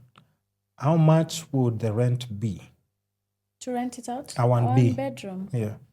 in Kilimani or Kileleshwa. Yeah, Kilimani, Kileleshwa. I think it will be like 30K. What? What are you talking about? Or like, no, it can't be 30. Like No. 40. No. How much will it? 25? No. How much will it? A 1 50 bedroom? or 60? 1 bedroom? Yes. No. What? It can't be 30. No, impossible. No, it has to be like 40K. No. Okay, 45 then. No, for 1 bedroom. 1B. Okay, Yes. but yeah. Yes. Because you know that guy that I've shown you the page, like I remember, because there's a time I was just going around to just check. I was just interested in understanding, like, okay, how much and everything. And I can remember because he was telling me, like, okay, this one can fetch this much, this one can fetch this much. So I think let's put it at 50, actually. Let's put it at 50. So remember, this is 70, right? 7. So for us to do, we'll divide that by, we'll divide it by 50 Gs. Yeah. And then, Divide by 12 to see how many years. right? Yeah. Oh, okay. So wait, divide by? 50,000. No, wait. Hold on. Let me try to get the math. Okay, so 50 times 12. 50. Times 12. Oh, let's 50,000. 50,000, yeah. Yeah. Times 12. We get that for 1 year. So Yes. we do the 7 million. Divide by 600,000. Okay. Divide by 600. It was 600, right? Mhm. So it will take 11 years. 11 years. Just to get your money back fast. Before now you start counting like, oh, I've made 50 this month. Oh, I've made 50 this month. Yes. So do you think this would be like a sound investment? In fact, are you ready to wait for 11 years, first of all, to get your money now back? I just think, you see, especially houses, I think investing in houses, when you're doing real estate, like in like big, in like a large scale, makes sense. Exactly. But then when you're just doing it, when you're building your wealth, yes, it's it not. It doesn't make sense. Because I feel like right now, if I was to even buy a house, it was like buying houses. I feel like it's if you want to live there, not if you want. I know that you're making money in any. Yes. Yeah. So which will still make it a liability. Yes. You know, that will still make it a liability. So now also with the bonds, there's something else you can do. You can do the compounding, or you can do it in a way that every 6 months you get something. So you can structure them in a way, because they do semi-annual payouts, so twice a year. You can structure them in a way that every month there's something that's coming in your account. It just reflects. Boom. Boom. But anyone who's done that, they will never, I will just say, Kenyan government, just, when people are talking, I'm just like, no, I don't want. Because it does it so well, and it's probably one of the best in the world, in Kenya. And trust me, like, our bonds are crazy.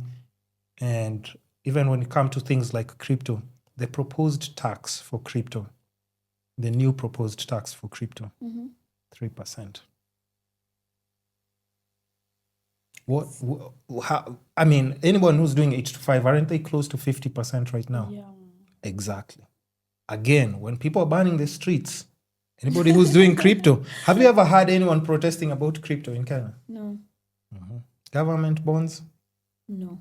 Yeah, because they know how much value it's bringing, like, to them. Because you can only imagine. I've just said, like, when we worked with the 10 is like now for probably somebody who's like, they're okay, but you can't just say you're wealthy because you have 10 million. You know, you're okay, but you're not, like, because You're good enough. You're better than so many other different people. Yeah. Yes. Because but it's you see, that can disappear one day. Like, no. First of all, it can't disappear. If Okay, you're doing it bonds, can. it can't. If you're doing a house, somebody can blow up your house. True. Somebody can be thrown off your balcony and your house is under investigation for 2, 3, 4 years. Or a politician who likes that apartment block can come. Yote. Yes. Yangu. And take it. And there's nothing you'll do about it. It's happened. So it's just one of those things that you can try and think about, because all these assets that I'm talking about, you can monitor them on your phone. Okay, and then the infrastructural bonds that I've talked about, tax-free. There's no tax on that. What other thing? What other message do you want? What other message do you guys want? What else do you want from this government? Okay, so that's why I'm saying, like, with a few things that they're good at, they're really good. But I just wish people paid attention because, like we said, that 10 mil is for somebody who's just okay. But remember, we have Kenyans who have like 100 mil. People are doing big businesses, they have companies and everything. Yeah. Imagine somebody who puts 100 mil, if we do 18%, that means he's making how much in a year? 100 mil. Yeah. 18%, that's 18 million. Yes.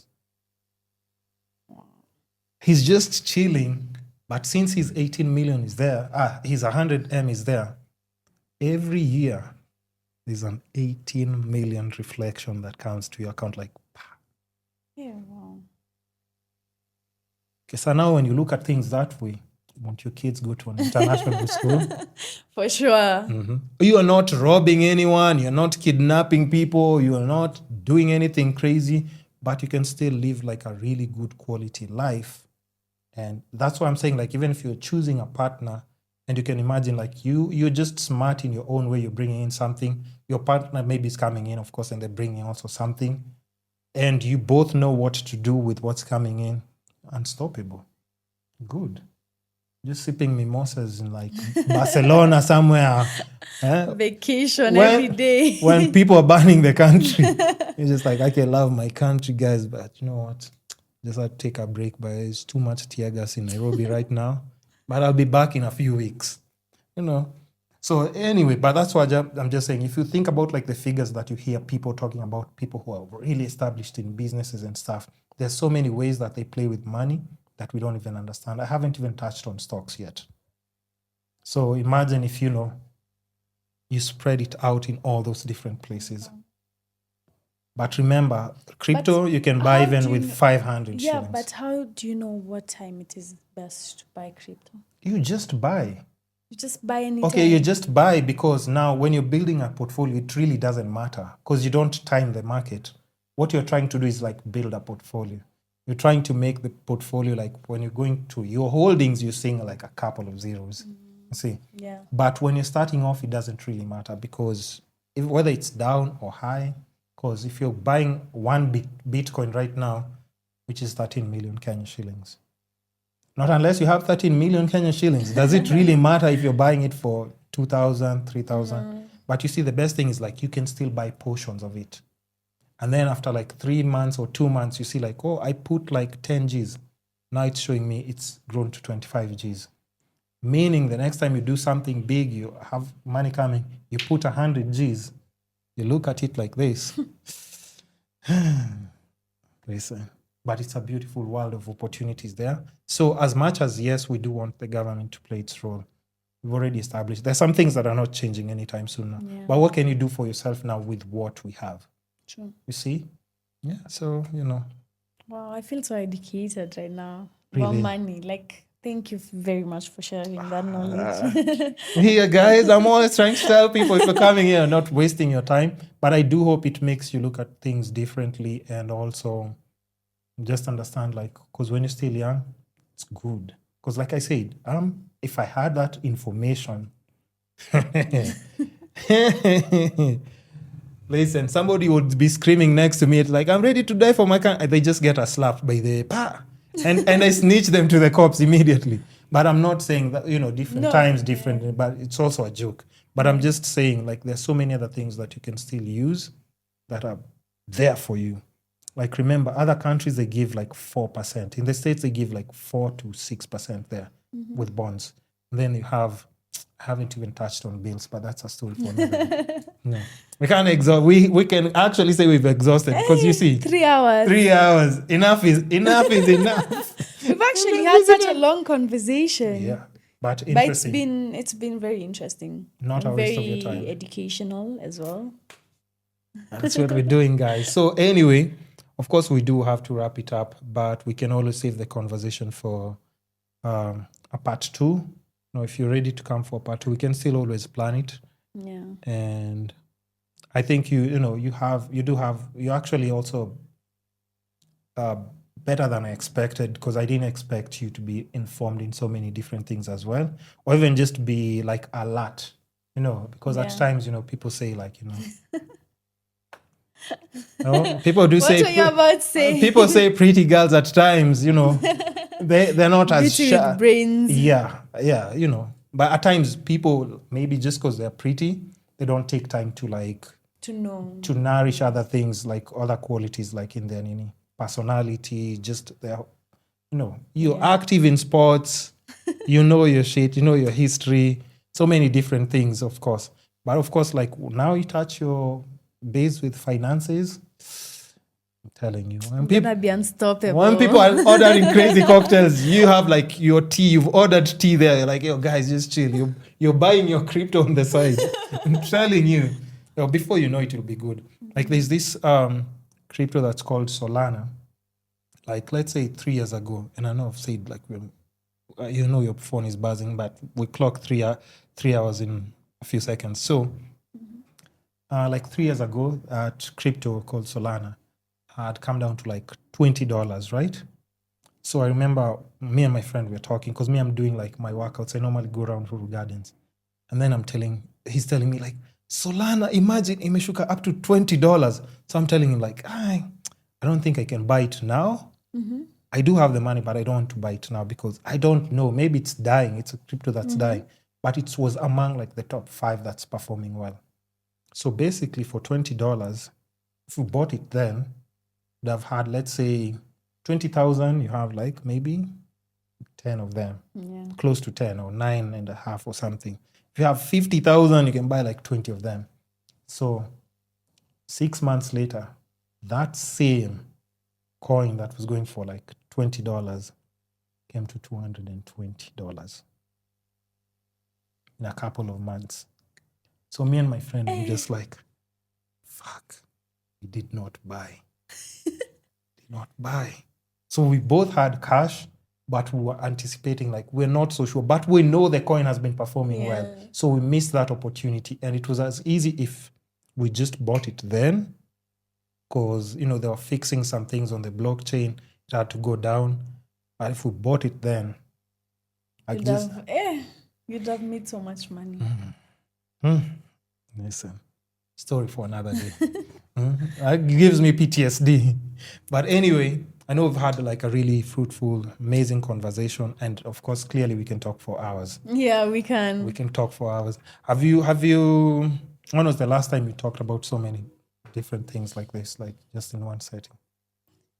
Actually, when I sit with my sister, sometimes you when guys talk with my friends, even like, she doesn't like all the politics stuff. Oh yeah.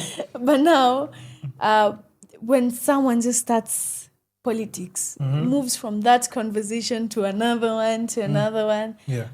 Yeah, mostly when I'm with my sister. But I think it's also good just to know that you can always engage with. You see, like we've talked about so many different things, and even if we don't agree, it doesn't mean, it's just like I'm telling you, like from my perspective, we look at it this way. Look at it. Our perspectives. Yeah. But I think the worst part about politics is like I see how it can divide people. People are so passionate when they're talking about it. Like they hate the other person. You're like, yo, but I thought this democracy means somebody can express and say what they want. So at times, that's why people even like feel like taking a step back from talking about politics, because people are so passionate. And also very opinionated. Very opinionated, and they want to be right. Yes. So I always know, like, my opinion matters, but I'm not always right, and we all think differently. Yeah, exactly. Different experiences, people affected differently. If you ask the person who was supporting Maandamano and their shop was broken into, all the laptops went and I'm sure they have a very different response now. If you ask them about protests, they'll be like, my stock, everything. So, it affects different people in different ways. But anyway, thanks for coming through. And I wish you nothing but the best in your journey. Thank you. And I do hope we get to do like more content if it's possible. For sure. Right? Yeah. Okay. So if you have a message for any other, like just young guys who are trying to figure a lot of things out, they are chasing their dreams, what advice would you give them? I don't know, live life Mm-hmm. to the fullest, but also be smart about it. True. Aye. Yeah. Spoken like a true. I know you want to say Gen Z. Politician. Just spoken like a true politician. Yeah, so guys, till next time, we have to say goodbye for now. Peace. Goodbye. Bye, guys. The Kisscapades podcast is your gateway to holistic growth and personal transformation. Together, we'll unlock the secrets to living a life of health, wealth, love, and happiness. So make sure to tune in every week and join us as we explore the essence of what it means to truly thrive. And lastly, show us some love and support in our social media platforms from Facebook, Instagram, YouTube, Spotify, Apple Podcasts, Google Podcasts, basically all the social media platforms that, support podcasting will definitely be there. Even with the short clips and reels, you can find us there. And lastly, don't be shy with feedback, suggestions, or any questions that you might have in regards to the episodes or our podcast. It's the Kisscapades Podcast. Goodbye.